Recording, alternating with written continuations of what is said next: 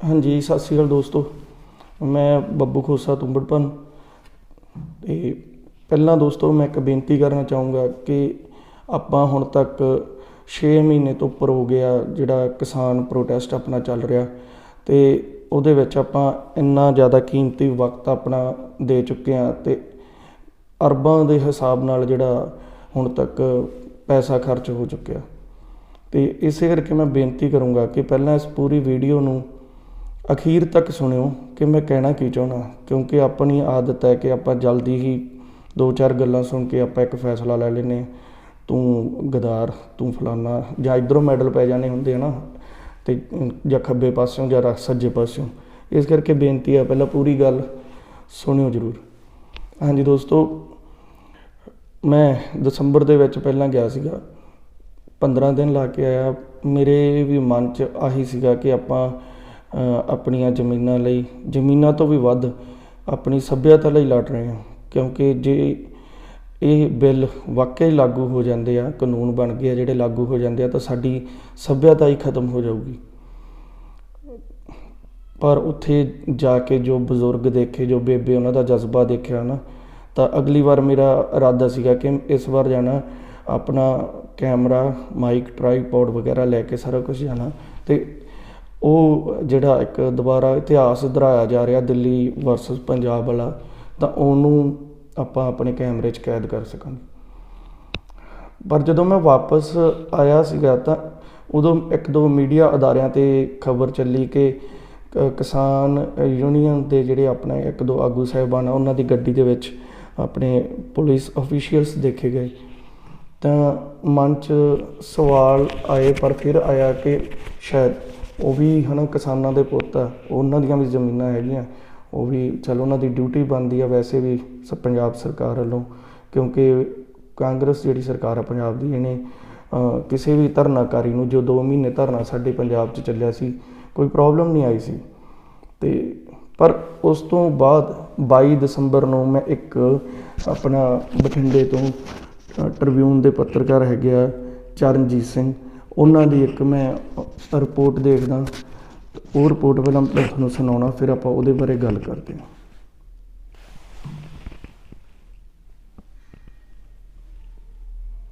ਕਿਸਾਨਾਂ ਦੀ ਸੁਰ ਨਾਲ ਸੁਰ ਇਹਨਾਂ ਨੇ ਮਿਲਾਈ ਔਰ ਇਸ ਤੇ ਪਹਿਰਾ ਦਿੱਤਾ ਕਿ ਖੇਤੀ ਕਾਨੂੰਨ ਆ ਜਿਹੜੇ ਵਾਪਸ ਹੋਣੇ ਚਾਹੀਦੇ ਨੇ। ਪਰ ਹੁਣ ਕੈਪਟਨ ਅਮਰਿੰਦਰ ਸਿੰਘ ਜਦੋਂ ਅਮਿਤ ਸ਼ਾਹ ਨੂੰ ਮਿਲ ਕੇ ਆਏ ਨੇ ਪਿਛਲੇ ਦਿਨਾਂ ਤੋਂ, ਉਸ ਤੋਂ ਸੈਕੰਡ ਡੇ ਤੋਂ ਕਾਂਗਰਸ ਦੀ ਪੰਜਾਬ ਦੀ ਇੱਕ ਟੋਨ 'ਚ ਬੜਾ ਫਰਕ ਆ ਰਿਹਾ ਹੈਗਾ। ਪੰਜਾਬ ਕਾਂਗਰਸ ਨੇ ਜਿਹੜੀ ਜੇ ਆਪਾਂ ਕਹਿ ਦਈਏ ਪੰਜਾਬ ਸਰਕਾਰ ਨੇ ਦਿੱਲੀ ਦੇ ਵਿੱਚ ਇੱਕ ਆਪਣੀ ਟੀਮ ਅਫਸਰਾਂ ਦੀ ਲਾਈ ਹੋਈ ਆ ਪੂਰੀ, ਉਹਨਾਂ ਦਾ ਸਾਰਾ ਜ਼ੋਰ ਇਸ ਗੱਲ ਤੇ ਲੱਗਿਆ ਹੋਇਆ ਹੈਗਾ ਕਿ ਤੁਸੀਂ ਜਿਹੜੇ ਕਿਸਾਨਾਂ ਦੇ ਆਗੂ ਉਹਨਾਂ ਨੂੰ ਮਿਲਦੇ ਨੇ, ਉਹਨਾਂ ਨਾਲ ਮੀਟਿੰਗਾਂ ਕਰਦੇ ਨੇ ਅਨਅਫੀਸ਼ੀਅਲੀ, ਉਹਨਾਂ ਨੂੰ ਕਹਿੰਦੇ ਕਿ ਤੁਸੀਂ ਜੀ ਮੰਨ ਜਾਓ, ਉਹਨਾਂ ਨੂੰ ਕਹਿੰਦੇ ਕਿ ਤੁਸੀਂ ਆਪਣਾ ਜਿੰਨਾ ਵੀ ਸੈਂਟਰ ਨੇ ਤੁਹਾਡੇ ਲਈ ਬਹੁਤ ਕਰਤਾ, ਇਹ ਤੁਸੀਂ ਕਹਿੰਦਾ ਸਾਰੇ ਮੁਲਕ ਦੀ ਲੜਾਈ ਨਾ ਬਣਾਓ, ਇਹਨੂੰ ਤੁਸੀਂ ਆਪਣੇ ਪੰਜਾਬ ਦਾ ਸੋਚੋ, ਤੁਸੀਂ ਆਪਣਾ ਸੋਚੋ। ਪਰ ਪੰਜਾਬੀ ਤਾਂ ਸੋਚਦੀ ਸਰਬੱਤ ਦਾ ਭਲਾ ਵਾਲਾ ਕਨਸੈਪਟ ਸਾਡੇ ਬਾਬਿਆਂ ਨੇ ਏਡਾ ਵੱਡਾ ਫਲਸਫਾ ਦਿੱਤਾ ਸਾਨੂੰ, ਤੇ ਕਿਸਾਨ ਆਗੂ ਨਹੀਂ ਮੰਨ ਰਹੇ। ਪੰਜਾਬ ਸਰਕਾਰ ਦੀ ਦਿਲਚਸਪੀ ਪਤਾ ਨਹੀਂ ਅਚਾਨਕ ਇੰਨੀ ਕਿਉਂ ਜਾਗੀ ਹੈਗੀ ਹੈ ਕੈਪਟਨ ਅਮਰਿੰਦਰ ਸਿੰਘ ਹੋਰਾਂ ਦੀ ਅਮਿਤ ਸ਼ਾਹ ਨਾਲ ਮੀਟਿੰਗ ਤੋਂ ਬਾਅਦ, ਕਿ ਉਹਨਾਂ ਦਾ ਪੂਰਾ ਜ਼ੋਰ ਲੱਗਿਆ ਕਿ ਸੈਂਟਰ ਗਵਰਨਮੈਂਟ ਜੇ ਕੁਛ ਦਿੰਦੀ ਹੈ ਤਾਂ ਲੈ ਲਓ, ਤੇ ਨਹੀਂ ਤੁਸੀਂ ਇਸ ਗੱਲ ਨੂੰ ਵਧਾਓ ਨਾ, ਜਲਦੀ ਖਤਮ ਕਰੋ। ਇਹ ਵੀਡੀਓ ਦੇਖਣ ਤੋਂ ਬਾਅਦ ਮੇਰੇ ਮਨ 'ਚ ਵੀ ਆਉਂਦਾ ਕਿ ਯਾਰ ਵਾਕਿਆ ਹੀ ਜਿਹੜਾ ਮੱਥਾ ਲੱਗਾ ਹੋਇਆ, ਉਹ ਬਹੁਤ ਵੱਡੀ ਜਿਹੜੀ ਸੰਸਥਾ ਹੈਗੀ ਆ WTO, ਵਿਸ਼ਵ ਵਪਾਰ ਸੰਸਥਾ ਜਿਹੜੀ ਹੈਗੀ ਆ, ਤਾਂ ਜਿਹੜੀ ਮੋਦੀ, ਅਮਿਤ ਸ਼ਾਹ ਵਰਗਿਆਂ ਨੂੰ ਝੁਕਾ ਸਕਦੀ ਆ, ਦਬਾ ਸਕਦੀ ਆ, ਆਪਣੇ ਕੰਮ ਉਹਨਾਂ ਤੋਂ ਕਢਾ ਸਕਦੀ ਆ, ਤਾਂ ਉਹਨਾਂ ਸਾਹਮਣੇ ਰਾਜ ਸਰਕਾਰਾਂ ਜਾਂ ਜਿਹੜੇ ਸਾਡੇ ਕਿਸਾਨ ਯੂਨੀਅਨ ਦੇ ਆਗੂ ਆ, ਉਹ ਤਾਂ ਬਹੁਤ ਛੋਟੇ ਪੈ ਜਾਂਦੇ ਆ। ਅਤੇ ਉਸ ਤੋਂ ਮੈਂ ਅੰਦਾਜ਼ਾ ਲਾਇਆ ਕਿ ਸਾਡੇ ਜਿਹੜੇ ਆਗੂ ਆ, ਉਹਨਾਂ 'ਤੇ ਜੇ ਇੱਧਰਲੀ ਸਰਕਾਰ ਵੱਲੋਂ ਵੀ, ਉੱਪਰਲੀ ਸਰਕਾਰ ਵੱਲੋਂ ਵੀ, ਅਤੇ ਵੀ ਇੰਨਾ ਵੀ ਇੱਕ ਟਰਮੈਂਡਸ ਜੀ ਆਪਾਂ ਵੀ ਇੱਕ ਪ੍ਰੈਸ਼ਰ ਆ, ਉਹਨਾਂ ਦੀ ਕੀ ਹਾਲਾਤ ਹੋਊਗੀ। ਇਸ ਕਰਕੇ ਮੈਂ ਉੱਥੇ 1 ਜਨਵਰੀ ਨੂੰ ਪਹੁੰਚਣ ਤੋਂ ਬਾਅਦ ਮੈਂ ਕੋਈ ਵੀਡੀਓ ਨਹੀਂ ਬਣਾਈ, ਟਰਾਈਪੋਡ ਲਈ ਆ ਕੇ ਟੰਗਤਾ ਟਰਾਲੀ ਦੇ ਵਿੱਚ। ਮੇਰਾ ਸਿਰਫ ਇੱਕੋ ਮਕਸਦ ਹੁੰਦਾ ਸੀਗਾ ਕਿ ਮੈਂ ਵੱਖ-ਵੱਖ ਯੂਨੀਅਨਸ ਦੇ ਆਗੂ, ਚਾਹੇ ਉਹ ਵੱਡੇ ਲੈਵਲ ਦੇ ਹੈਗੇ ਜਾਂ ਛੋਟੇ ਲੈਵਲ ਦੇ, ਹੈ ਨਾ, ਉਹਨਾਂ ਕੋਲੋਂ ਬੈਠੋ, ਆਫ ਦੀ ਰਿਕਾਰਡ ਉਹਨਾਂ ਨਾਲ ਜਦੋਂ ਆਪਾਂ ਗੱਲਾਂ ਫੋਲਣ ਲੱਗ ਜਾਂਦੇ ਹਾਂ ਤਾਂ ਬਹੁਤ ਸਾਰੀਆਂ ਗੱਲਾਂ ਸਾਹਮਣੇ ਆਉਂਦੀਆਂ। ਉਹਦੇ ਅਨੁਸਾਰ ਹੀ ਮੈਂ ਫੇਸਬੁੱਕ 'ਤੇ ਪੋਸਟ ਕਰਨਾ ਵੀ ਸ਼ੁਰੂ ਕਰਤਾ। ਤੁਸੀਂ ਨੋਟ ਕੀਤਾ ਹੋਊਗਾ ਜਦੋਂ ਬਾਪੂ ਰੋਲਦਾ ਸਿੰਘ ਹੈਗੇ ਆ ਜਿਹੜੇ, ਉਹਨਾਂ ਨੇ ਇੱਕ ਚੈਨਲ ਦੇ ਸਾਹਮਣੇ ਹੀ ਕਹਿਤਾ ਸੀਗਾ ਕਿ ਅਸੀਂ ਲੌਂਗੋਵਾਲ ਵਾਲੀ ਨਹੀਂ ਕਰਾਉਣੀ। ਉਹਦਾ ਮਤਲਬ ਕੀ ਸੀਗਾ ਕਿ ਉਹ ਕਹਿੰਦਾ ਸੀ ਸਰਕਾਰ ਭਾਵੇਂ ਗੋਲੀ ਮਾਰਦੇ ਪਰ ਆਪਦੇ ਲੋਕਾਂ ਦੇ ਹੱਥੋਂ ਨਹੀਂ ਮਰਨਾ। ਉਹ ਉੱਥੋਂ ਪਤਾ ਲੱਗਦਾ ਸੀ ਕਿ ਉਹਨਾਂ 'ਤੇ ਸਰਕਾਰ ਵੱਲੋਂ ਵੀ ਕਿੰਨਾ ਪ੍ਰੈਸ਼ਰ ਆ, ਪਲੱਸ ਜਿਹੜੀ ਉਹਨਾਂ ਨੂੰ ਉਮੀਦ ਤੋਂ ਵੱਧ ਇੱਕ ਸਪੋਰਟ ਉਹਨਾਂ ਦੇ ਮਗਰ ਜਾ ਕੇ ਖੜ ਗਈ ਲੋਕਾਂ ਦੀ, ਉਹਨਾਂ ਨੂੰ ਲੁਕਾਈ ਦਾ ਵੀ ਪ੍ਰੈਸ਼ਰ ਆ। ਅਤੇ ਇਸੇ ਤਰ੍ਹਾਂ ਮੈਂ ਉਹ ਪੋਸਟ ਇੱਕ ਲਿਖੀ ਸੀ ਹੈ ਨਾ, ਇੱਕ ਹੁੰਦਾ ਆਪਾਂ ਸਿੱਧਾ ਕਿਸੇ ਨੂੰ ਕਹਿਣਾ, ਜਿਵੇਂ ਆਪਣੇ ਪੰਜਾਬੀ 'ਚ ਕਹਿ ਦਿੰਦੇ ਹੁੰਦੇ ਆ ਕਹਿਣਾ ਧੀ ਨੂੰ ਸੁਣਾਉਣਾ ਨੂੰਹ ਨੂੰ, ਹੈ ਨਾ। ਆਪਾਂ ਵੀ ਇੱਕ ਤਰੀਕੇ ਨਾਲ ਮੈਂ ਇੱਕ ਪੋਸਟ ਲਿਖੀ ਸੀ, ਸ਼ਾਇਦ ਤੁਹਾਨੂੰ ਯਾਦ ਹੋਊਗਾ, ਜਿਹੜੇ ਸੱਜਣ ਮੇਰੇ ਨਾਲ ਫੇਸਬੁੱਕ 'ਤੇ ਐਡ ਆ, ਕਿ ਇਸ ਵਾਰ ਵਿਕਣ ਝੁਕਣ ਵਾਲਾ ਕੰਮ ਬਹੁਤ ਔਖਾ ਲੱਗਦਾ, ਇਹਦੇ ਵੱਲੋਂ ਤਾਂ ਬੇਫਿਕਰ ਰਹੋ, ਕਿਉਂਕਿ ਜੇ ਅੱਗੇ ਅਮਿਤ ਸ਼ਾਹ ਵਰਗੀਆਂ ਤੋਪਾਂ ਖੜੀਆਂ ਤਾਂ ਮਗਰ ਵੀ ਹੈ ਨਾ ਟੈਂਕ ਖੜੇ ਆ, ਜਿਹੜੇ ਹਰੇਕ ਝੰਡੇ ਦੇ ਵਿੱਚ ਇਸ ਵਾਰ ਕੋਈ ਛਿਟੀ ਨਹੀਂ, ਕੋਈ ਸੋਟੀ ਨਹੀਂ, 7-7 ਫੁੱਟ ਦੀਆਂ ਡਾਂਗਾਂ, ਹੈ ਨਾ। ਉਹ ਇੱਕ ਯੂਨੀਅਨਸ ਦੇ ਲੀਡਰਸ ਲਈ ਵੀ ਮੈਸੇਜ ਸੀਗਾ ਕਿ ਜਿਹੜੀ ਗੱਲ ਬਾਪੂ ਰੋਲਦਾ ਸਿੰਘ ਨੇ ਕਹੀ ਆ ਉਹ ਵਾਕਿਆ ਸਹੀ ਹੈ ਅਤੇ ਸਾਰਿਆਂ ਨੂੰ ਇਹਦੇ 'ਤੇ ਪਹਿਰਾ ਦੇਣਾ ਪੈਣਾ। ਉਸ ਤੋਂ ਬਾਅਦ ਦੋਸਤੋ ਜਦੋਂ ਮੀਟਿੰਗ ਦਰ ਮੀਟਿੰਗ ਚੱਲਦੀਆਂ ਪਈਆਂ ਤਾਂ ਯੂਨੀਅਨਸ ਦੇ ਕੁਛ ਆਗੂਆਂ ਤੋਂ ਪਤਾ ਲੱਗਦਾ ਕਿ ਜਿਹੜੀ 19 ਵਾਲੀ ਮੀਟਿੰਗ ਹੈ ਉਹ 20 ਤਰੀਕ ਦੀ ਹੋ ਗਈ। ਅਤੇ 20 ਤਰੀਕ ਨੂੰ ਮੀਟਿੰਗ ਤੋਂ ਬਾਅਦ ਜਦੋਂ ਬਾਹਰ ਨਿਕਲਦੇ ਆ ਰਾਜੇਵਾਲ ਸਾਹਿਬ, ਡੱਲੇਵਾਲ ਸਾਹਿਬ ਅਤੇ ਹੋਰ ਜਿਹੜੇ ਸਾਡੇ ਆਗੂ ਸਾਹਿਬਾਨ ਹੈਗੇ ਆ, ਉਹਨਾਂ ਨੇ ਇੱਕ ਗੱਲ ਕਹੀ ਕਿ ਸਰਕਾਰ ਨੇ ਸਾਨੂੰ ਪ੍ਰਪੋਜ਼ਲ ਦਿੱਤਾ ਕਿ 1.5 ਸਾਲ ਦਾ ਕੀ ਉਹਨੂੰ ਕਹਿੰਦੇ ਆ, ਜਿਹੜੀ ਕਾਨੂੰਨਾਂ 'ਤੇ ਰੋਕ ਲਾ ਦਿੰਦੇ ਆ, ਇੱਕ ਨਾਲ ਕਮੇਟੀ ਬਣਾਉਣੀ ਆ ਜਿਹੜੀ ਘੋਖ ਕਰੂਗੀ ਕਿ ਇਹ ਕਾਨੂੰਨ ਰੱਦ ਕੀਤੇ ਜਾਣ ਜਾਂ ਨਾ ਰੱਦ ਕੀਤੇ ਜਾਣ। ਮੈਂ ਉਸੇ ਦਿਨ ਇਹ ਗੱਲ ਕਹਿਤੀ ਸੀ ਉਹਨਾਂ ਦਾ ਇਹ ਬਿਆਨ ਸੁਣਨ ਤੋਂ ਬਾਅਦ ਕਿ ਅਸੀਂ ਉਹ ਪ੍ਰਪੋਜ਼ਲ ਉੱਥੇ ਹੀ ਉਹ ਕਹਿੰਦੇ ਰੱਦ ਕਰਤੀ, ਬਟ ਇਹਨੂੰ ਆਪਣੀਆਂ ਜਿਹੜੀ ਹੈਗੀ ਆ 32 ਯੂਨੀਅਨਾਂ ਦੀ ਜਿਹੜੀ ਸਾਡੀ ਹੈਗੀ ਆ ਉਹਦੇ 'ਚ ਮੀਟਿੰਗ ਕਰਕੇ ਵਿਚਾਰਾਂਗੇ। ਅਤੇ ਉੱਥੋਂ ਇੱਕ ਆਈਡੀਆ ਮਿਲਦਾ ਸੀਗਾ ਕਿ ਕਿਤੇ ਨਾ ਕਿਤੇ ਇਹਨਾਂ ਆਗੂਆਂ ਦੇ ਵਿੱਚੋਂ ਵੀ ਥੋੜ੍ਹੀ ਬਹੁਤੀ ਉਹਦੇ ਨਾਲ ਸਹਿਮਤੀ ਹੈ, ਕਿਉਂਕਿ ਨਹੀਂ ਤਾਂ ਜੇ ਆਪਾਂ ਉਹਨੂੰ ਤਜਵੀਜ਼ ਜਿਹੜੀ ਪੇਸ਼ਕਸ਼ ਉਹਨਾਂ ਨੇ 1.5 ਸਾਲ ਵਾਲੀ ਕੀਤੀ ਹੈ, ਜੇ ਉਹਨੂੰ ਰੱਦ ਹੀ ਕਰ ਦਿੱਤਾ ਤਾਂ ਉਹਨੂੰ ਆਪਸ ਦੇ ਵਿੱਚ ਆ ਕੇ ਵਿਚਾਰਨ ਦਾ ਮਤਲਬ ਹੀ ਨਹੀਂ ਬਣਦਾ। ਮੰਨ ਲਓ ਮੈਨੂੰ ਪਰਿਵਾਰ ਦੇ 10 ਜੀ ਹੈਗੇ ਆ, ਮੈਨੂੰ ਕਹਿੰਦੇ ਆ ਕਿ ਟੋਕਰਾ ਲੈ ਜਾ ਭਾਈ, ਸਬਜ਼ੀ ਲੈ ਕੇ ਆ, ਸਬਜ਼ੀ ਵਾਲਾ ਮੈਨੂੰ ਗਲੀ ਸੜੀ ਸਬਜ਼ੀ ਪਾ ਦਿੰਦਾ ਅਤੇ ਮੈਂ ਉਹਦੀ ਸਬਜ਼ੀ ਸੁੱਟਤੀ ਕਿ ਮੈਨੂੰ ਤੇਰੀ ਸਬਜ਼ੀ ਪਸੰਦ ਨਹੀਂ। ਫਿਰ ਮੈਂ ਉਹ ਟੋਕਰਾ ਘਰੇ ਲਿਆ ਕੇ ਕਹਾਂ ਵੀ ਭਾਈ ਤੁਸੀਂ ਵੇਖ ਲਓ ਵੀ ਕਿਵੇਂ ਕਰਨੀ, ਆਪਾਂ ਵਿਚਾਰ ਲੈਂਦੇ ਹਾਂ। ਇਹਦਾ ਮਤਲਬ ਮੈਂ ਕਿਤੇ ਨਾ ਕਿਤੇ ਰਾਜੀ ਸੀਗਾ ਕਿ ਯਾਰ ਇਹ ਸਬਜ਼ੀ ਖਾਧੀ ਜਾ ਸਕਦੀ ਆ, ਜਾਂ ਮੇਰੀ ਕੋਈ ਮਜਬੂਰੀ ਸੀ ਕਿ ਮੈਂ ਉਹ ਆਪਣੇ ਟੱਬਰ ਦੇ ਸਾਹਮਣੇ ਲਿਆ ਕੇ ਸਬਜ਼ੀ ਰੱਖੀ। ਸੇਮ ਉਹੀ ਗੱਲ ਹੋਈ ਕਿ ਮੈਂ ਨਾਲ ਦੀ ਨਾਲ ਉਦੋਂ ਵੀ ਇੱਕ ਜਿਵੇਂ ਆਪਾਂ ਕਹਿੰਦੇ ਸਿੰਬੋਲਿਕ ਫੇਸਬੁੱਕ 'ਤੇ ਯੂਨੀਅਨਸ ਲੀਡਰਸ ਨੂੰ ਟੈਗ ਕਰਕੇ ਪੋਸਟ ਕਰਦਾ ਕਿ ਜਿਹੜੀ ਤਜਵੀਜ਼ ਤੁਸੀਂ ਰੱਦ ਹੀ ਕਰਤੀ, ਉਹਨੂੰ ਆਪਸ ਵਿੱਚ ਵਿਚਾਰਨ ਦਾ ਤਾਂ ਮਤਲਬ ਨਹੀਂ ਬਣਦਾ। ਇਸ ਤੋਂ ਲੱਗਦਾ ਕਿ 26 ਜਨਵਰੀ ਦੀ ਜੋ ਆ ਰਹੀ ਪਰੇਡ ਹੈ ਉਹਦੇ ਲਈ ਗੌਰਮੈਂਟ ਨਾਲੋਂ ਜ਼ਿਆਦਾ ਜਿਹੜੇ ਆਪਣੇ ਕਿਸਾਨ ਆਗੂ ਉਹ ਅੰਡਰ ਪ੍ਰੈਸ਼ਰ ਹੈ।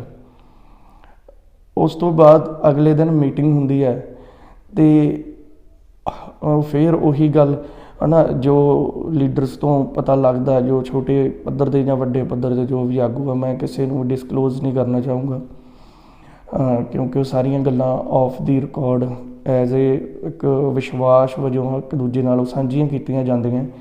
ਤਾਂ ਉਹ ਕਹਿੰਦੇ ਆ ਕਿ ਵੀ ਭਾਈ ਮੈਂ ਫਿਰ ਉਹੀ ਪੋਸਟ ਪਾਉਣਾ, ਨਰਿੰਦਰ ਤੋਮਰ ਨੂੰ ਟੈਗ ਕਰਕੇ ਅਤੇ ਨਾਲ ਯੂਨੀਅਨਸ ਦੇ ਲੀਡਰ ਨੂੰ ਟੈਗ ਕਰਦਾ, ਬਟ ਉਹ 'ਚ ਮੈਂ ਸੰਬੋਧਨ ਜਿਹੜਾ ਕਰਦਾ ਉਹ ਨਰਿੰਦਰ ਤੋਮਰ ਨੂੰ, ਕਿ ਤੋਮਰ ਸਾਹਿਬ ਜਿਹੜੇ ਲੱਖਾਂ ਕਿਸਾਨ ਦਿੱਲੀ ਦੀਆਂ ਸਰਹੱਦਾਂ 'ਤੇ ਬੈਠੇ ਆ, ਜਿਹੜੇ ਸੈਂਕੜੇ ਲਾਸ਼ਾਂ ਆਪਣੇ ਸੂਬੇ ਨੂੰ ਵਾਪਸ ਭੇਜ ਚੁੱਕੇ ਆ, ਉਹ ਕੀ ਉਹਨੂੰ ਕਹਿੰਦੇ ਇਹਨਾਂ ਸ਼ਰਤਾਂ ਜਿਹੜੀਆਂ ਤੁਸੀਂ ਪੇਸ਼ਕਸ਼ ਕੀਤੀ ਹੈ ਇਹਦੇ ਲਈ ਕਦੇ ਵੀ ਰਾਜ਼ੀ ਨਹੀਂ ਹੋਣਗੇ। ਹਾਲਾਂਕਿ ਤੋਮਰ ਨੇ ਕਿਹੜਾ ਪੰਜਾਬੀ ਪੜ੍ਹਨੀ ਆ। ਆਪਣਾ ਮੈਸੇਜ ਫੇਰ ਸੀਗਾ ਯੂਨੀਅਨਸ ਦੇ ਲੀਡਰਸ ਨੂੰ ਕਿ ਤੁਸੀਂ ਇਹਦੇ ਲਈ ਕਦੇ ਹਾਂ ਨਾ ਕਰ ਦਿਓ, ਤੁਹਾਨੂੰ ਆਪਣੇ ਲੋਕ ਜਿਹੜੇ ਮਗਰ ਬੈਠੇ ਆ ਉਹਨਾਂ ਨੂੰ ਜਿਹੜੀ ਤੁਹਾਨੂੰ ਜਵਾਬਦੇਹੀ ਔਖੀ ਹੋ ਜਾਣੀ ਹੈ। ਪਰ ਉਹ ਜੋ ਗੱਲ ਉੱਥੇ ਕੀ ਹੁੰਦਾ ਹੈ ਕਿ ਉਹ ਜਿਹੜੀ ਮੀਟਿੰਗਸ ਪੰਜਾਬ ਦੀਆਂ ਜਥੇਬੰਦੀਆਂ ਦੀ ਹੁੰਦੀ ਆ, ਉਦੋਂ ਬਾਅਦ ਬਾਹਰ ਆ ਕੇ ਕੋਈ ਪ੍ਰੈਸ ਕਾਨਫਰੰਸ ਨਹੀਂ ਹੁੰਦੀ। ਤੁਹਾਨੂੰ ਜਿਹੜੇ ਮੇਰੇ ਨਾਲ ਐਡ ਆ ਉਹਨਾਂ ਨੂੰ ਯਾਦ ਹੋਣਾ ਕਿ ਮੈਂ ਫੇਰ ਪੋਸਟ ਪਾਉਣਾ ਕਿ ਜਿਹੜਾ ਹੈਗਾ ਹਰ ਮੀਟਿੰਗ ਤੋਂ ਬਾਅਦ ਜਿਹੜੇ ਸਾਡੇ ਲੀਡਰ ਸਾਹਿਬਾਨ ਆ ਉਹ ਆ ਕੇ ਪ੍ਰੈਸ ਕਾਨਫਰੰਸ ਕਰਦੇ ਆ, ਬਟ ਜਿਹੜੀ ਆਪਸੀ ਮੀਟਿੰਗ 'ਚ ਕੀ ਗੱਲਬਾਤ ਹੋਈ ਇਹਨਾਂ ਨੇ ਕੋਈ ਪ੍ਰੈਸ ਕਾਨਫਰੰਸ ਨਹੀਂ ਕੀਤੀ। ਹੁਣ ਤੱਕ ਮੈਂ ਚੁੱਪ ਸੀ ਕਿਉਂਕਿ ਅੱਜ ਜਦੋਂ ਆਮ ਆਦਮੀ ਵਾਲੀ ਪਾਰਟੀ ਵਾਲਿਆਂ ਦਾ ਸੀਗਾ ਉਦੋਂ ਵੀ ਕੀ ਹੁੰਦਾ ਸੀ ਕਿ ਜੇ ਕੋਈ ਬੰਦਾ ਬੋਲਦਾ ਸੀ ਕਿ ਗਲਤ ਹੈ ਯਾਰ, ਗਲਤ ਹੋ ਰਿਹਾ, ਤਾਂ ਉਦੋਂ ਜਿਹੜੇ ਬਾਹਰਲੇ ਵੀਰ ਵੀ ਬੈਠੇ ਆ ਉਹ ਕੀ ਕਹਿੰਦੇ ਹੁੰਦੇ ਸੀ, ਉਹ ਯਾਰ ਤੁਸੀਂ ਟਿਕ ਜਾਓ, ਆਪੇ ਸਾਰਾ ਕੁਝ ਸਹੀ ਹੋ ਜੂ, ਜੇ ਕੁਛ ਬਦਲਦਾ ਬਦਲ ਲੈਣ ਦਿਓ। ਆਪਾਂ ਵੀ ਇਸੇ ਡਰ ਕਰਕੇ ਹੁਣ ਤੱਕ ਚੁੱਪ ਸੀ ਕਿ ਯਾਰ ਜੇ ਪੰਜਾਬ ਦਾ ਕੁਛ ਬਿੱਲਾਂ ਬਾਰੇ ਬਣਦਾ ਹੈ ਬਣ ਲੈਂਦੀ ਹੈ, ਚੁੱਪ ਹੀ ਚੰਗੀ ਹੁੰਦੀ, ਗੱਲ ਢੱਕੀ ਰਵੇ। ਬਟ ਹੁਣ ਤਾਂ ਯੂਨੀਅਨਸ ਦੇ ਆਗੂ ਜਿਹੜੇ ਸਟੇਜਾਂ ਤੋਂ ਇੱਕ ਦੂਜੇ 'ਤੇ ਜਦੋਂ ਦੂਸ਼ਣਬਾਜ਼ੀ ਕਰਨ ਲੱਗ ਗਏ ਤਾਂ ਹੁਣ ਸਾਡੇ ਲੋਕ ਜਿਹੜੇ ਆ ਉਹ ਭੰਬਲ ਭੂਸੇ 'ਚ ਪਏ ਹੋਏ ਆ ਕਿ ਫਲਾਨਾ ਸਹੀ ਆ ਕਿ ਫਲਾਨਾ ਸਹੀ ਆ। ਇਸ ਕਰਕੇ ਮੈਂ ਗੱਲ ਰੱਖਣੀ ਜ਼ਰੂਰੀ ਸਮਝੀ ਕਿ ਫੈਸਲਾ ਲੋਕ ਕਰਨਗੇ। ਜੋ ਦੇਖਿਆ, ਜੋ ਨੋਟ ਕੀਤਾ, ਉਹ ਮੈਂ ਤੁਹਾਡੇ ਸਾਹਮਣੇ ਰੱਖਤਾ, ਉਹ ਮੈਂ ਤੁਹਾਨੂੰ ਅੱਗੇ ਦੱਸਦਾ ਕਿ ਕੀ ਹੋਇਆ। ਉਸ ਦਿਨ ਕੀ ਹੋਇਆ ਜੀ, ਜਿਹੜੇ ਰਾਜੇਵਾਲ ਸਾਹਿਬ ਆ ਜਾਂ ਹੋਰ ਜਿਹੜੇ ਮੇਨ ਲੀਡਰਸ ਜਿਹੜੇ ਗੱਲ ਕਰਨ ਵਾਲੇ ਹੈਗੇ ਆ, ਉਹਨਾਂ ਨੇ ਉਸ ਮੀਟਿੰਗ 'ਚ ਕਿਹਾ ਕਿ ਅਸੀਂ ਵੋਟ ਨਹੀਂ ਕਰਾਂਗੇ, ਅਸੀਂ ਜਿਹੜਾ ਤੁਹਾਡਾ ਬਹੁਮਤ ਹੋਊਗਾ ਅਸੀਂ ਉਹਦੇ ਨਾਲ ਸਹਿਮਤ ਹੋਵਾਂਗੇ, ਬਾਕੀ ਜਿਹੜੇ ਲੀਡਰਸ ਹੈਗੇ ਆ ਤੁਸੀਂ ਆਪਸ ਦੇ ਵਿੱਚ ਵੋਟਿੰਗ ਕਰ ਲਓ ਕਿ ਤੁਸੀਂ ਇਹਦੇ ਲਈ ਰਾਜੀ ਹੋ ਕਿ ਨਹੀਂ ਹੋ, ਜਿਹੜੀ ਸਰਕਾਰ ਨੇ ਪੇਸ਼ਕਸ਼ ਕੀਤੀ। ਅਤੇ ਦੋਸਤੋ ਉੱਥੇ ਵੋਟਿੰਗ ਹੋਈ 12-15 ਦੇ ਹਿਸਾਬ ਨਾਲ, 15 ਦੀ ਵਿਰੋਧਤਾ ਹੋ ਗਈ ਅਤੇ ਉਹ ਜਿਹੜੀ ਪੇਸ਼ਕਸ਼ ਸੀਗੀ ਉਹ ਇਹਨਾਂ ਨੇ ਤਜਵੀਜ਼ ਸਰਕਾਰ ਦੀ ਠੁਕਰਾ ਦਿੱਤੀ। ਹੁਣ ਸੋਚੋ ਕਿ ਗੱਲ ਸਿਰਫ 3 ਬੰਦਿਆਂ 'ਤੇ ਖੜੀ ਰਹਿ ਗਈ ਸੀ। ਕੀ 3 ਬੰਦਿਆਂ 'ਤੇ ਗੱਲ ਖੜੀ ਰਹਿਣ ਦਾ ਮਤਲਬ ਕਿ ਜੇ 12 ਦੀ ਥਾਂ 'ਤੇ 15 ਉੱਧਰ ਹੋ ਜਾਂਦਾ, 12-15 ਦੀ ਥਾਂ 'ਤੇ 15-12 ਹੋ ਜਾਂਦਾ, ਤਾਂ ਮਤਲਬ ਅੱਜ ਨੂੰ ਟਰੈਕਟਰ ਟਰਾਲੀਆਂ ਤਾਂ ਸਾਡੇ ਆ ਕੇ ਸ਼ੈੱਡਾਂ 'ਚ ਲੱਗੇ ਹੋਣੇ ਸੀ, ਜਾਂ ਲੋਕ ਆਪਸ ਵਿੱਚ ਉੱਥੇ ਡਾਂਗੋ ਸੋਟੀ ਹੁੰਦੇ ਵੀ ਭਾਈ ਸਾਨੂੰ ਮਨਜ਼ੂਰ ਆ, ਦੂਜਾ ਕਹਿੰਦਾ ਸਾਨੂੰ ਮਨਜ਼ੂਰ ਨਹੀਂ। ਹੁਣ ਉਸ ਤੋਂ ਬਾਅਦ ਕੀ ਹੋਇਆ ਕਿ ਇਹਨਾਂ ਨੇ ਜਾ ਕੇ ਸਰਕਾਰ ਨੂੰ ਕਹਿਤਾ ਕਿ ਉਹ ਸਾਡੇ ਆਗੂ ਮੰਨਦੇ ਨਹੀਂ। ਜੇ 15-12 ਹੋ ਜਾਂਦੀ ਫਿਰ ਇਹਨਾਂ ਨੇ ਕਹਿਣਾ ਸੀਗਾ, ਵੱਡੇ ਲੀਡਰਸ ਨੇ, ਕਿ ਭਾਈ ਪੰਜਾਬ ਦੇ ਲੋਕਾਂ ਨੂੰ ਵੀ ਕਹਿਣਾ ਸੀਗਾ ਕਿ ਭਾਈ ਉੱਥੇ ਮਤਾ ਪਾਇਆ ਸੀ ਆ ਦੂਜੀਆਂ ਯੂਨੀਅਨ ਵਾਲੇ, ਜਦੋਂ ਇਹਨਾਂ ਦਾ ਬਹੁਮਤ ਸੀ ਤਾਂ ਅਸੀਂ ਇਹਨਾਂ ਦੇ ਬਹੁਮਤ ਨਾਲ ਹੀ ਸਹਿਮਤ ਸੀ। ਕਿਉਂਕਿ ਸਾਰਿਆਂ ਨੂੰ ਇਹ ਚੀਜ਼ ਸ਼ਾਇਦ ਪਤਾ ਹੋਊਗਾ ਕਿ ਜਿਹੜੀਆਂ ਯੂਨੀਅਨਾਂ ਹੈਗੀਆਂ ਮੇਨ, ਉਹ 3 ਕੁ ਯੂਨੀਅਨਾਂ ਵੱਡੀਆਂ, ਇੱਕ ਕਿਸਾਨ ਯੂਨੀਅਨ ਸਿੱਧੂਪੁਰ, ਇੱਕ ਕਿਸਾਨ ਯੂਨੀਅਨ ਜਿਹੜੀ ਹੈਗੀ ਕਾਦੀਆਂ, ਅਤੇ ਰਾਜੇਵਾਲ ਸਾਹਿਬ ਦਾ ਕੱਦ ਜ਼ਰੂਰ ਵੱਡਾ ਪਰ ਉਹਨਾਂ ਦਾ ਕਾਡਰ ਬਹੁਤ ਛੋਟਾ। ਬਾਕੀ ਜਿਹੜੀਆਂ ਜਥੇਬੰਦੀਆਂ, ਇੱਕ ਹੈਗੀ ਆ ਡਕੌਂਦਾ ਵਾਲਿਆਂ ਦੀ ਕਾਫੀ ਜ਼ਿਆਦਾ ਹੈਗੀ ਆ। ਹਾਂ, ਇੱਕ ਵੈਸੇ ਜਿਹੜੀ ਜਥੇਬੰਦੀ ਹੈਗੀ ਉਗਰਾਹਾਂ, ਉਹ 32 ਜਥੇਬੰਦੀਆਂ 'ਚੋਂ ਪਹਿਲਾਂ ਹੀ ਬਾਹਰ ਆ, ਅਤੇ ਜਿਹੜੀ ਹੈਗੀ ਆ ਕਿਸਾਨ ਮਜ਼ਦੂਰ ਸੰਘਰਸ਼ ਕਮੇਟੀ, ਉਹ ਵੀ 32 'ਚੋਂ ਬਾਹਰ ਆ। ਹੁਣ ਉਦੋਂ ਬਾਅਦ ਤੁਸੀਂ ਨੋਟ ਕਰੋ ਕਿ ਸੱਦਾ ਦਿੱਤਾ ਜਾਂਦਾ ਹੈ ਕਿ ਟਰੈਕਟਰ ਪਹੁੰਚਣ, ਆਪਾਂ 26 ਦੀ ਪਰੇਡ ਕਰਨੀ ਹੈ। 26 ਦੀ ਪਰੇਡ ਲਈ ਪੰਜਾਬ 'ਚੋਂ ਇੰਨੇ ਕੁ ਜ਼ਿਆਦਾ ਟਰੈਕਟਰ ਉੱਠ ਜਾਂਦੇ ਆ ਕਿ ਆਗੂਆਂ ਦੀ ਉਮੀਦ ਤੋਂ ਪਰੇ ਦਾ ਕੰਮ ਹੋ ਜਾਂਦਾ। ਫਿਰ ਕੀ ਹੁੰਦਾ ਹੈ ਕਿ 2 ਦਿਨ ਪਹਿਲਾਂ 26 ਤੋਂ 24 ਦੀ ਰਾਤ ਨੂੰ ਸਾਡੇ ਲੀਡਰਸ ਜਿਹੜੇ ਆ ਉਹ ਪ੍ਰੈਸ ਕਾਨਫਰੰਸ ਕਰਦੇ ਆ ਕਿ ਦਿੱਲੀ ਜਾਂ ਹਰਿਆਣੇ ਦੀ ਪੁਲਿਸ ਆ ਜਿਹੜੀ ਉਹ ਗੁੰਡਿਆਂ ਤੋਂ ਜਿਹੜੇ ਹੈਗੇ ਆ ਸਾਡੇ ਕਿਸਾਨ ਆਗੂ, ਗਿਣਤੀ ਵੀ ਦੱਸੀ ਸੀ ਕਿ 4 ਕਿਸਾਨ ਆਗੂਆਂ ਨੂੰ ਮਰਵਾਉਣਾ ਚਾਹੁੰਦੀ ਹੈ। ਹੁਣ ਤੁਸੀਂ ਵੇਖੋ ਕਿ ਉਦੋਂ ਬਾਅਦ ਕੀ ਹੁੰਦਾ। 26 ਤਰੀਕ ਨੂੰ ਜਿਹੜੀ ਪੁਲਿਸ 'ਤੇ 2 ਦਿਨ ਪਹਿਲਾਂ ਇਲਜ਼ਾਮ ਲੱਗਦੇ ਆ ਕਿ 24 ਤਰੀਕ ਨੂੰ ਇਲਜ਼ਾਮ ਲੱਗਦੇ ਆ ਕਿ ਉਹ ਸਾਨੂੰ ਮਰਵਾਉਣਾ ਚਾਹੁੰਦੇ ਆ ਕਿਸਾਨ ਲੀਡਰਸ ਨੂੰ, ਅਤੇ 26 ਤਰੀਕ ਨੂੰ ਉਸੇ ਹੀ ਪੁਲਿਸ ਦੇ ਦਿੱਤੇ, ਪ੍ਰਸ਼ਾਸਨ ਦੇ ਦਿੱਤੇ ਰੂਟ ਦੇ ਉੱਤੇ ਸਾਡੀ ਯੂਨੀਅਨਸ ਦੇ ਆਗੂ ਜਿਹੜੇ ਹੈਗੇ ਆ ਉਹ ਜਾਣ ਲਈ ਰੈਡੀ ਹੋ ਜਾਂਦੇ ਆ। ਉਦੋਂ ਬਾਅਦ ਜੋ 26 ਵਾਲਾ ਕੰਮ ਹੋਇਆ ਉਹ ਤਾਂ ਤੁਹਾਨੂੰ ਪਤਾ। ਉਦੋਂ ਬਾਅਦ ਕੀ ਹੋਇਆ ਕਿ ਇਹਨਾਂ ਨੇ ਕਿਹਾ ਕਿ ਫਲਾਨਾ ਸਹੀ ਨਹੀਂ ਸੀ, ਫਲਾਨੇ ਨੇ ਉੱਧਰ ਜਾ ਕੇ ਨੁਕਸਾਨ ਕਰਤਾ, ਫਲਾਨੇ ਨੇ ਇੱਧਰ ਕਰਤਾ। ਬਟ ਜਿਹੜਾ ਉਹ ਆਪਣਾ ਜਿਹੜਾ ਸਰਕਾਰੀ ਰੂਟ ਮਿਲਿਆ ਸੀ ਉਹਦੇ ਤੇ ਤੁਹਾਡੇ ਨਾਲ ਸੁਣ ਲਓ ਕੀ ਹੋਣ ਲੱਗਾ ਸੀਗਾ। ਆਹ ਰਿਪੋਰਟ ਹੈ, ਮਨਦੀਪ ਪੂਨੀਆ ਮੁੰਡਾ ਪੱਤਰਕਾਰ ਆ, ਕਾਰਵਾਂ ਚੈਨਲ ਦਾ ਇਹ ਪੱਤਰਕਾਰ ਹੈਗਾ। ਇਹਦੀ ਰਿਪੋਰਟ ਹੈ ਕਿ ਜਿਹੜਾ ਬਵਾਨਾ ਦੇ ਵਿੱਚ ਦੀ ਜਿਹੜਾ ਸਰਕਾਰੀ ਰੂਟ ਮਿਲਿਆ ਸੀ ਉੱਥੋਂ ਦੀ ਜੇ ਲੰਘਦੇ ਤਾਂ ਸਾਡੇ ਟਰੈਕਟਰਾਂ ਦੇ ਉੱਤੇ ਪੈਟਰੋਲ ਬੰਬਾਂ ਨਾਲ ਹਮਲਾ ਹੋਣਾ ਸੀ ਬਵਾਨਾ ਦੇ ਵਿੱਚ। ਉਹ ਬਕਾਇਦਾ ਉਹਦਾ ਨਾਂ ਵੀ ਲੈਂਦਾ ਕਿਹੜੇ ਬੰਦੇ ਨੇ ਤਿਆਰੀ ਕਰਵਾਈ ਸੀ, ਤੇ ਉਹ ਤੁਸੀਂ ਸੁਣਿਓ।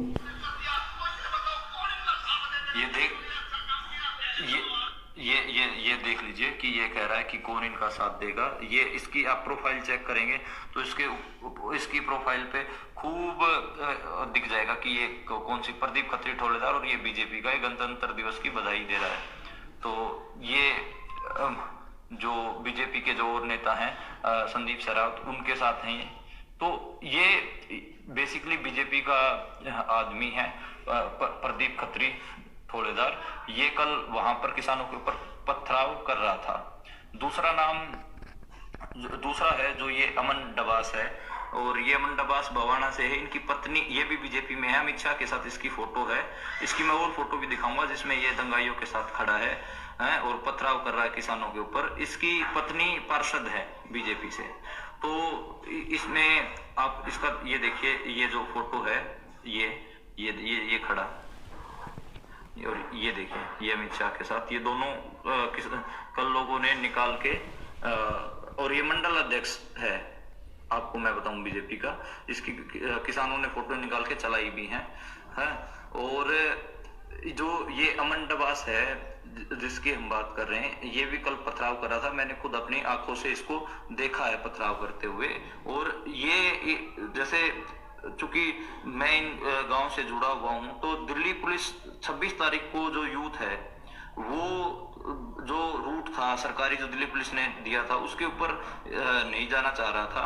उसका एक रीजन ये भी था कि यूथ को, जो किसान यूथ है, उनको पता चल गया था कि उनके ट्रैक्टर पे पेट्रोल बम मारेंगे बीजेपी वाले, बवाना से निकलेंगे, और उसमें इस अमन डबास ने तैयारी कर रखी थी पूरी। और दिल्ली पुलिस इनका साथ दे रही थी। ऐसा मुझे बहुत सारे बवाना के लोगों ने भी बताया। उनकी वीडियोस भी मैं आपको जारी करूंगा, जो बवाना के लोग बता रहे हैं वो वीडियो भी मैं जारी करूंगा आपके आगे। अब दूसरा मैं ये ਹੁਣ ਇਹ ਉਹੀ ਪੱਤਰਕਾਰ ਹੈ ਜੀ ਮਨਦੀਪ ਪੂਨੀਆ, ਜਿਹਨੂੰ ਦਿੱਲੀ ਪੁਲਿਸ ਨੇ ਚੱਕ ਲਿਆ। ਠੀਕ ਹੈ, ਹੁਣ ਗੱਲ ਇਹ ਆਉਂਦੀ ਹੈ ਕਿ ਜਿਹੜੀ ਸਟੇਜ ਤੋਂ ਬੋਲਿਆ ਗਿਆ ਕਿ ਫਲਾਨਾ ਗਦਾਰ ਆ, ਗਦਾਰ ਹੈ। ਹੁਣ ਗਦਾਰ ਉਹ ਹੁੰਦਾ ਜਿਹੜਾ ਆਪਣੇ ਨਾਲ ਤੁਰਿਆ ਹੋਵੇ, ਅੱਗੇ ਜਾ ਕੇ ਉਹਨੇ ਸਾਡੇ ਨਾਲ ਤੁਰਨ ਤੋਂ ਮਨਾ ਕਰਤਾ ਹੋਵੇ ਕਿ ਮੈਂ ਅੱਗੇ ਤੁਹਾਡੇ ਨਾਲ ਚੱਲਣਾ ਨਹੀਂ। ਹੁਣ ਜਿਹੜੀ ਭਾਰਤੀ ਕਿਸਾਨ ਯੂਨੀਅਨ ਏਕਤਾ ਉਗਰਾਹਾਂ, ਨਾ ਤਾਂ ਉਹ ਬੱਤੀਆਂ 'ਚ ਸ਼ਾਮਲ ਸੀ ਤੇ ਨਾ ਜਿਹੜੇ ਹੈਗੇ ਸੀਗੇ ਕਿਸਾਨ ਮਜ਼ਦੂਰ ਸੰਘਰਸ਼ ਕਮੇਟੀ। ਇਹਨਾਂ ਦਾ ਦੋਵਾਂ ਦਾ ਕੀ ਸੀਗਾ ਉਹਨਾਂ ਦੇ ਨਾਲ ਕਿ ਅਸੀਂ ਤੁਹਾਡੇ ਨਾਲ ਤਾਲਮੇਲਮਾ ਪ੍ਰੋਗਰਾਮ ਚੱਲਾਂਗੇ, ਵੀ ਜਿਹੜੇ ਤੁਸੀਂ ਮੰਨ ਲਓ ਕੋਈ ਕਾਲ ਦਿੰਦੇ ਹੋ, ਜੇ ਉਹਦੇ ਨਾਲ ਅਸੀਂ ਸਹਿਮਤ ਹੋਵਾਂਗੇ ਤਾਂ ਅਸੀਂ ਜਿਹੜਾ ਤੁਹਾਡਾ ਪੂਰਾ ਸਾਥ ਦੇਵਾਂਗੇ, ਨਹੀਂ ਅਸੀਂ ਆਪਦਾ ਅਲੱਗ ਜਿਹੜਾ ਹੈਗਾ ਉਹ ਐਕਸ਼ਨ ਪਲਾਨ ਕਰਾਂਗੇ। ਇੱਕ ਮਿੰਟ ਦੋਸਤੋ ਮੁੰਡਾ ਹਾਂਜੀ। ਤੇ ਹੁਣ ਤੁਸੀਂ ਦੇਖੋ ਕਿ ਉਹਨਾਂ ਨੂੰ ਮੰਨ ਲਓ ਇਹਨਾਂ ਦੇ ਪ੍ਰੋਗਰਾਮ ਨਾਲ ਨਹੀਂ ਸਹਿਮਤੀ ਸੀ, ਉਹ ਆਪਦਾ ਅਲੱਗ ਚਲੇ ਗਏ। ਠੀਕ ਹੈ, ਤਾਂ ਉਹ ਗਦਾਰ ਕਿਵੇਂ ਹੋਏ? ਫਿਰ ਤੁਹਾਨੂੰ ਇੱਕ ਗੱਲ ਦੱਸਾਂ ਕਿ ਬੱਤੀਆਂ ਦੇ ਵਿੱਚੋਂ ਸਰਜੀਤ ਸਿੰਘ ਫੂਲ ਜਿਹੜੇ ਹੈਗੇ ਆ, ਉਹ ਇਹਨਾਂ ਦੀ ਬੱਤੀਆਂ ਦੇ ਵਿੱਚ ਸ਼ਾਮਲ ਸੀ। ਬਟ ਉਹਨਾਂ ਨੇ ਵੀ ਕਿਹਾ ਕਿ ਅਸੀਂ ਜਿਹੜਾ ਹੈਗਾ ਰਿੰਗ ਰੋਡ 'ਤੇ ਹੀ ਜਾਵਾਂਗੇ। ਹੁਣ ਉਹਨਾਂ ਨੂੰ ਕਿਸੇ ਨੇ ਗਦਾਰ ਨਹੀਂ ਕਿਹਾ। ਉਹਨਾਂ ਨੇ ਜਸਟ ਕੀ ਕੀਤਾ ਕਿ ਪਹਿਲਾਂ ਉਹਨਾਂ 'ਤੇ ਬਣਾਤਾ ਜੀ ਕਮੇਟੀ ਬਿਠਾਤੀ, ਬਾਅਦ 'ਚ ਉਹਨਾਂ ਨੂੰ ਸਸਪੈਂਸ਼ਨ ਕਰਤਾ। ਅਤੇ ਦੋਸਤੋ ਮੈਂ ਤੁਹਾਨੂੰ ਇੱਕ ਦੱਸ ਦਿਆਂ ਕਿ ਜਿਹੜਾ ਸਰਜੀਤ ਫੂਲ ਹੈਗਾ, ਜਿੱਦੇ ਵੋਟਾਂ ਪਈਆਂ ਸੀ, ਚਾਹੇ ਉਹ ਕਾਮਰੇਡ ਆ ਚਾਹੇ ਕੁਛ ਆ, ਉਹਦੀ ਵੋਟ ਜਿਹੜੀ ਹੈਗੀ ਆ ਕਿ ਉਹ 15 ਦੇ ਵਿੱਚ ਸੀ। ਉਹ ਬਿੱਲ ਜਿਹੜੀ 1.5 ਸਾਲ ਵਾਲੀ ਰੋਕ ਦਾ ਉਹ ਵਿਰੋਧੀ ਸੀ। ਠੀਕ ਆ, ਹੁਣ ਉੱਥੇ ਕੀ ਹੋ ਗਿਆ ਕਿ 15 ਦੇ ਵਿੱਚੋਂ ਇੱਕ ਹੁਣ ਉਹ ਸਸਪੈਂਡ ਹੋ ਗਿਆ, ਰਹਿ ਗਏ ਉੱਥੇ 14। ਠੀਕ ਹੈ, ਉੱਧਰੋਂ ਹੁਣ ਨਾਲ ਪਰਚਿਆਂ ਵਾਲਾ ਕੰਮ ਚੱਲ ਪਿਆ।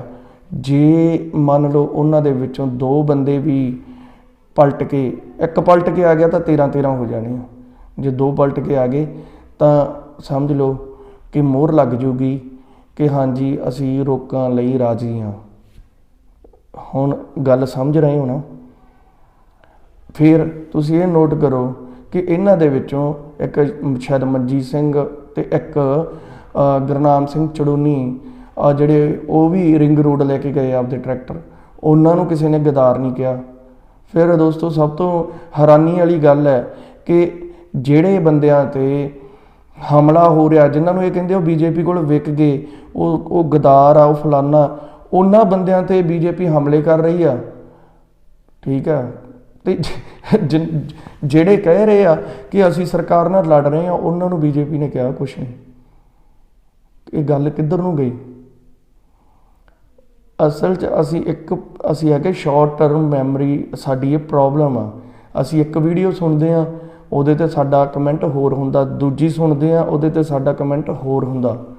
ਅਸਲ 'ਚ ਯੂਨੀਅਨਾਂ ਬਹੁਤ ਪ੍ਰੈਸ਼ਰ ਦੇ ਵਿੱਚ ਆ। ਆਪਾਂ ਨੂੰ ਇਹਨੂੰ ਗਦਾਰ ਕਹਿਣ ਦੀ ਬਜਾਏ ਯੂਨੀਅਨਾਂ ਦਾ ਸਾਥ ਦੇਣਾ ਚਾਹੀਦਾ, ਪਲੱਸ ਯੂਨੀਅਨਾਂ ਨੂੰ ਹੋਰ ਪ੍ਰੈਸ਼ਰਾਈਜ਼ ਕਰਨਾ ਚਾਹੀਦਾ ਕਿ ਇਹੋ ਜਿਹੀ ਗਲਤੀ ਭੁੱਲ ਕੇ ਵੀ ਨਾ ਕਰ ਲਿਓ। ਕਿਉਂਕਿ ਜੇ ਇਹ ਬਿੱਲ 1.5 ਸਾਲ ਬਾਅਦ ਦੁਬਾਰਾ ਲਾਗੂ ਕਰਤੇ ਉਹਨਾਂ ਨੇ, ਤੇ 1.5 ਸਾਲ ਬਾਅਦ ਨਾ ਤਾਂ ਇੰਨਾ ਇਕੱਠ ਵੱਜੇ ਤੇ ਨਾ ਹੀ ਵਿਸ਼ਵਾਸ ਵੱਜੇ, ਸਾਰਾ ਕੁਛ ਕੀਤਾ ਕਰਾਇਆ ਮਿੱਟੀ ਹੋ ਜਾਊਗਾ। ਤੇ ਰਹੀ ਗੱਲ ਲੱਖੇ ਸਿਧਾਣੇ ਦੀ ਜੋ ਹੈਗੀ ਆ, ਹੁਣ ਉਹਦੀ ਤੁਹਾਨੂੰ ਮੈਂ ਲੱਖੇ ਦੀ ਦੱਸਾਂ ਕਿ ਲੱਖਾ ਆਪ ਵੀ ਬੋਲ ਕੇ ਦੱਸ ਰਿਹਾ। ਤੇ ਦੂਜੀ ਗੱਲ, ਤੁਸੀਂ ਉਸ ਰਾਤ ਵਾਲੀ ਵੀਡੀਓ ਦੇਖੋ ਜਦੋਂ ਨੌਜਵਾਨ ਸਟੇਜ 'ਤੇ ਸੀਗੇ, ਦੀਪ ਸਿੱਧੂ ਮਾਈਕ 'ਚ ਬੋਲ ਰਿਹਾ, ਨੌਜਵਾਨ ਕਹਿੰਦੇ ਕਿਸਾਨ ਆਗੂਆਂ ਨੂੰ ਸੱਦੋ। ਠੀਕ ਹੈ, ਕਿਸਾਨ ਆਗੂ ਗਏ ਨਹੀਂ, ਸ਼ਾਇਦ ਉਹ ਇਸ ਗੱਲੋਂ ਡਰਦੇ ਨਾ ਗਏ ਹੁਣ ਕਿ ਨੌਜਵਾਨ ਕਿਤੇ 2 ਮਹੀਨਿਆਂ ਤੋਂ ਨੌਜਵਾਨੀ ਬੈਠੀ ਆ ਨਾ, ਵੀ ਕਿਤੇ ਉਹ ਸਾਡੇ ਗੱਲ ਨਾ ਪੈ ਜਾਣ, ਕੋਈ ਨੁਕਸਾਨ ਨਾ ਹੋ ਜਾਣ। ਤੇ ਲੱਖਾ ਗਿਆ। ਠੀਕ ਹੈ, ਲੱਖਾ ਉੱਥੇ ਬੋਲਦਾ ਕੀ ਹੈ, ਕਿਸੇ ਨੇ ਨੋਟ ਕੀਤਾ? ਲੱਖਾ ਕੀ ਬੋਲਿਆ ਕਿ ਭਾਈ ਆਪਣੀਆਂ ਬੀਬੀਆਂ ਬੈਠੀਆਂ, ਭੈਣਾਂ ਬੈਠੀਆਂ, ਤੁਸੀਂ ਜਿਹੜੇ ਰੂਟ ਜਾਣਾ, ਤੁਸੀਂ ਨੌਜਵਾਨ ਕਹਿੰਦੇ ਸੀ ਅਸੀਂ ਰਿੰਗ ਰੋਡ ਜਾਣਾ, ਉਹ ਕਹਿੰਦਾ ਜੇ ਤੁਸੀਂ ਰਿੰਗ ਰੋਡ ਜਾਣਾ ਤਾਂ ਆਹ ਸਟੇਜ ਪਾਸੇ ਹੋ ਜਾਓ ਜਾਂ ਸਟੇਜ ਦੇ ਕੋਲ ਦੀ ਲੰਘ ਜਾਓ। ਆਹ ਜਿਹੜੀ ਮਗਰ ਬੈਠੇ ਕਿਸਾਨ ਮਜ਼ਦੂਰ ਸੰਘਰਸ਼ ਕਮੇਟੀ ਵਾਲੇ, ਇਹਨਾਂ ਨੇ ਰਿੰਗ ਰੋਡ ਹੀ ਜਾਣਾ। ਹੁਣ ਵੀ ਕੀ ਉਹਨੂੰ ਕਹਿੰਦੇ ਆ, ਉਹਨੇ ਇੰਨਾ ਹੀ ਕਿਹਾ ਸੀ ਨਾ, ਉਹ ਇੱਕ ਐਂ ਸੀਗਾ ਜਿਵੇਂ ਆਪਾਂ ਮੰਨ ਲਓ ਵਿਆਹ ਦੇ ਵਿੱਚ ਬੰਦਾ ਕੋਈ ਮੰਨ ਲਓ ਦਾਰੂ ਪੀਤੀ 'ਚ ਕੋਈ ਭਾਵੁਕ ਹੋ ਜਾਂਦਾ ਤਾਂ ਉਹ ਪਰਿਵਾਰ ਵਾਲਿਆਂ ਨੂੰ ਗਾਲਾਂ ਕੱਢਦਾ ਹੁੰਦਾ। ਤੇ ਮੰਨ ਲਓ ਮੇਰਾ ਕੋਈ ਦੋਸਤ ਆ ਉਹ ਕਰ ਰਿਹਾ ਤੇ ਮੈਂ ਉਹਨੂੰ ਕਹਾਂ ਹਾਂ ਵਾਕਈ ਇਹੋ ਜਿਹੇ ਹੈਗੇ, ਮੈਂ ਵੀ ਇੱਕ ਗਾਲ ਕੱਢ ਜਾਂ ਕੋਈ ਨਹੀਂ ਉਹਨੂੰ ਟਿਕਾਉਣ ਮਾਰਿਆ ਆਪਾਂ ਕਰ ਦਿੰਦੇ ਹਾਂ, ਤੇ ਸਵੇਰੇ ਉਹ ਪਰਿਵਾਰ ਵਾਲੇ ਕਹਿਣ ਕਿ ਬੱਬੂ ਨੇ ਵੀ ਗਾਲਾਂ ਕੱਢੀਆਂ। ਲੱਖਾ ਸਿਰਫ ਇੰਨੀ ਗੱਲ 'ਚ ਫਸਿਆ, ਨਾ ਲੱਖਾ ਲਾਲ ਕਿਲੇ ਗਿਆ। ਠੀਕ ਆ, ਬਾਕੀ ਨਾ ਮੈਂ ਕੋਈ ਲੱਖੇ ਦਾ ਪ੍ਰਸ਼ੰਸਕ ਆ, ਪਹਿਲਾਂ ਸੀਗਾ ਇੱਥੇ ਉਹਨੇ ਬਹੁਤ ਸੋਹਣਾ ਕੰਮ ਕੀਤਾ ਜਦੋਂ ਤੱਕ ਕਿਸਾਨ ਐਜੀਟੇਸ਼ਨ ਚੱਲਦਾ, ਨਾ ਹੀ ਮੇਰਾ ਕੋਈ ਉਹਦੇ ਨਾਲ ਰਿਲੇਸ਼ਨ ਆ। ਹਾਲਾਂਕਿ ਮੇਰਾ ਕੋਈ ਆਪਦਾ ਨਿੱਜੀ ਤਜਰਬਾ ਬਹੁਤਾ ਚੰਗਾ ਨਹੀਂ ਰਿਹਾ ਸੀਗਾ ਲੱਖੇ ਨਾਲ। ਸਾਡਾ ਕੋਈ ਸ਼ਾਹਕੋਟ ਬਾਈ ਇਲੈਕਸ਼ਨ ਵੇਲੇ ਦੀ ਕੋਈ ਗੱਲ ਸੀਗੀ, ਮੇਰੇ ਦੋਸਤਾਂ ਨੂੰ ਕਈਆਂ ਨੂੰ ਪਤਾ ਹੈ ਗੱਲ ਦਾ। ਪਰ ਯਾਰ ਗਲਤ ਨੂੰ ਗਲਤ ਤੇ ਸਹੀ ਨੂੰ ਸਹੀ ਕਹਿਣਾ ਜਿਹੜਾ ਉਹ ਬੰਦੇ ਦਾ ਫਰਜ਼ ਆ। ਠੀਕ ਹੈ, ਫਿਰ ਲੱਖੇ ਨੂੰ ਟਾਰਗੇਟ ਕਿਹਨੇ ਕੀਤਾ? ਪਹਿਲਾਂ ਤਾਂ ਰਾਜੇਵਾਲ ਸਾਹਿਬ ਬੋਲਿਆ ਕਿ ਇੱਕ ਉਹ ਜਿਹੜਾ ਪੰਜਾਬ 'ਚੋਂ ਇਕੱਠੇ ਕਰ ਲਿਆਉਂਦਾ ਲੋਕਾਂ ਨੂੰ। ਉਹ ਯਾਰ ਕਾਲ ਤੁਸੀਂ ਦਿੰਦੇ ਹੋ, ਧੱਕੇ ਉਹ ਖਾਂਦਾ ਫਿਰਦਾ, ਤੁਸੀਂ ਕਾਲ ਕਰਕੇ ਆਪਦੇ ਰੂਮ 'ਚ ਵੜ ਜਾਂਦੇ ਹੋ। ਉਹ ਪੰਜਾਬ ਸਾਰੇ 'ਚ ਧੱਕੇ ਖਾ ਕੇ ਲੋਕਾਂ ਨੂੰ ਇਕੱਠੇ ਕਰਕੇ ਲੈ ਕੇ ਗਿਆ, ਉਹ ਤੁਹਾਡੀ ਕਾਲ 'ਤੇ ਲੈ ਕੇ ਗਿਆ ਸੀ। ਹੋਰ ਉਹ ਕੀ ਕਵੇ ਕਿ ਨਾ ਜਾਓ ਜਾਂ ਪੰਜਾਬ ਬਾਰਡਰ ਤੋਂ ਉੱਠ ਕੇ ਮੁੜ ਜਾਓ। ਦੂਜਾ ਜਿਹੜਾ ਹੈਗਾ ਰਜਿੰਦਰਦੀਪ ਸਿੰਘ ਵਾਲਾ, ਉਹਦਾ ਜਿਹੜੇ ਬੰਦਿਆਂ ਨੂੰ ਯਾਦ ਹੋਊਗਾ ਕਿ 1.5 ਸਾਲ ਪਹਿਲਾਂ ਇੱਕ ਫਰੀਦਕੋਟ ਇੱਕ ਮੁੰਡੇ ਨੇ ਸੁਸਾਈਡ ਕਰ ਲਿਆ ਸੀ ਥਾਣੇ ਦੇ ਵਿੱਚ, ਜਸਪਾਲ ਸਿੰਘ ਉਹਦਾ ਨਾਂ ਸੀ। ਤੇ ਉਦੋਂ ਇੱਕ ਪੁਲਿਸ ਅਫਸਰ ਦੀ ਵੀ ਸ਼ੱਕੀ ਮੌਤ ਹੋਈ ਸੀ ਜਿਹਨੂੰ ਬਾਅਦ 'ਚ ਸੁਸਾਈਡ ਕਿਹਾ ਗਿਆ। ਲੱਖਾ ਉੱਥੇ ਰੌਲਾ ਪਾਉਂਦਾ ਸੀਗਾ ਕਿ ਇਹਦੇ ਕਾਰਨ ਕੀ ਆ, ਪੂਰੀ ਉਹਦੀ ਘੋਖ ਹੋਣੀ ਚਾਹੀਦੀ ਆ। ਤੇ ਉੱਥੇ ਦੀਪ ਸਿੰਘ ਵਾਲਾ ਜਿਹੜਾ ਰਜਿੰਦਰ ਹੈਗਾ, ਇਹਨਾਂ ਦੀ ਕਮੇਟੀ ਵੀ ਸੀਗੀ ਉਹ ਜਿਹੜੀ ਇਹਨਾਂ ਦੀ ਯੂਨੀਅਨ ਆ, ਇਹਨਾਂ ਦਾ ਆਪਸ ਵਿੱਚ ਟਕਰਾਓ ਹੋਇਆ, ਠੀਕ ਹੈ। ਉਦੋਂ ਦਾ ਉਹ ਲੱਖੇ ਨਾਲ ਖਿੱਝ ਖਾਂਦਾ ਸੀ। ਉੱਦਾਂ ਹੀ ਤੁਸੀਂ ਨੋਟ ਕਰਿਓ ਦੁਬਾਰਾ ਆਪਣੇ ਸੋਸ਼ਲ ਮੀਡੀਆ ਨੈੱਟ 'ਤੇ ਸਾਰੇ ਉਹ ਚੈਨਲਾਂ ਦੀਆਂ ਪਈਆਂ ਸਟੇਜ ਦੀ ਜਿਹੜੀ ਕਾਰਵਾਈ ਹੈਗੀ ਆ। ਰਜਿੰਦਰਦੀਪ ਸਿੰਘ ਵਾਲਾ ਤਾਂ ਮੈਕ ਫੜਦੇ ਸਾਰ ਉਹਦੇ ਆਪਦੇ 4-5 ਪਲਾਂਟ ਕੀਤੇ ਬੰਦੇ ਥੱਲਿਓਂ ਬੋਲਦੇ ਆ ਕਿ ਲੱਖਾ ਗਦਾਰ ਫਲਾਣਾ, ਅਤੇ ਉਹ ਅੱਗੋਂ ਕਹਿੰਦਾ ਹਾਂ ਜਿਹੜੀ ਤੁਹਾਡੀ ਆਵਾਜ਼ ਆ ਮੈਂ ਉਹ ਪੰਡਾਲ 'ਚ ਗੂੰਜੂਗੀ, ਤੁਹਾਡਾ ਨਾਅਰਾ ਮੈਂ ਬੋਲਦਾ ਲੱਖਾ ਗਦਾਰ ਆ ਲੱਖਾ। ਅਤੇ ਨਾਲ ਹੀ ਕਿਸਾਨ ਸੰਘਰਸ਼ ਕਮੇਟੀ ਨੂੰ ਇਹਨਾਂ ਨੇ ਕਿਹਾ ਕਿ ਇਹ ਸਰਕਾਰ ਦੇ ਦੱਲੇ ਆ, ਇਹ ਫਲਾਨੇ ਆ, ਵਿਕਾਊ ਹੈ। ਇਹਨਾਂ ਨੇ ਇੱਕ ਵਾਰ ਇਹ ਨਹੀਂ ਸੋਚਿਆ ਕਿ ਸਾਡੇ ਪੰਡਾਲ ਦੇ ਵਿੱਚ ਵੀ ਹਜ਼ਾਰਾਂ ਲੋਕ ਬੈਠੇ ਆ, ਕਿਸਾਨ ਸੰਘਰਸ਼ ਕਮੇਟੀ ਦੀ ਸਟੇਜ ਦੇ ਉੱਤੇ ਵੀ ਹਜ਼ਾਰਾਂ ਲੋਕ ਬੈਠੇ ਆ। ਜੇ ਮੰਨ ਲਓ ਉਹਨਾਂ ਦਾ ਆਪਸ ਵਿੱਚ ਟਕਰਾਅ ਹੋ ਜਾਂਦਾ, ਜ਼ਿੰਮੇਵਾਰ ਕੌਣ ਸੀ? ਕੀ ਦੀਪ ਸਿੰਘ ਵਾਲਾ ਫਿਰ ਉਹਨਾਂ ਨੂੰ ਰੋਕ ਲੈਂਦਾ?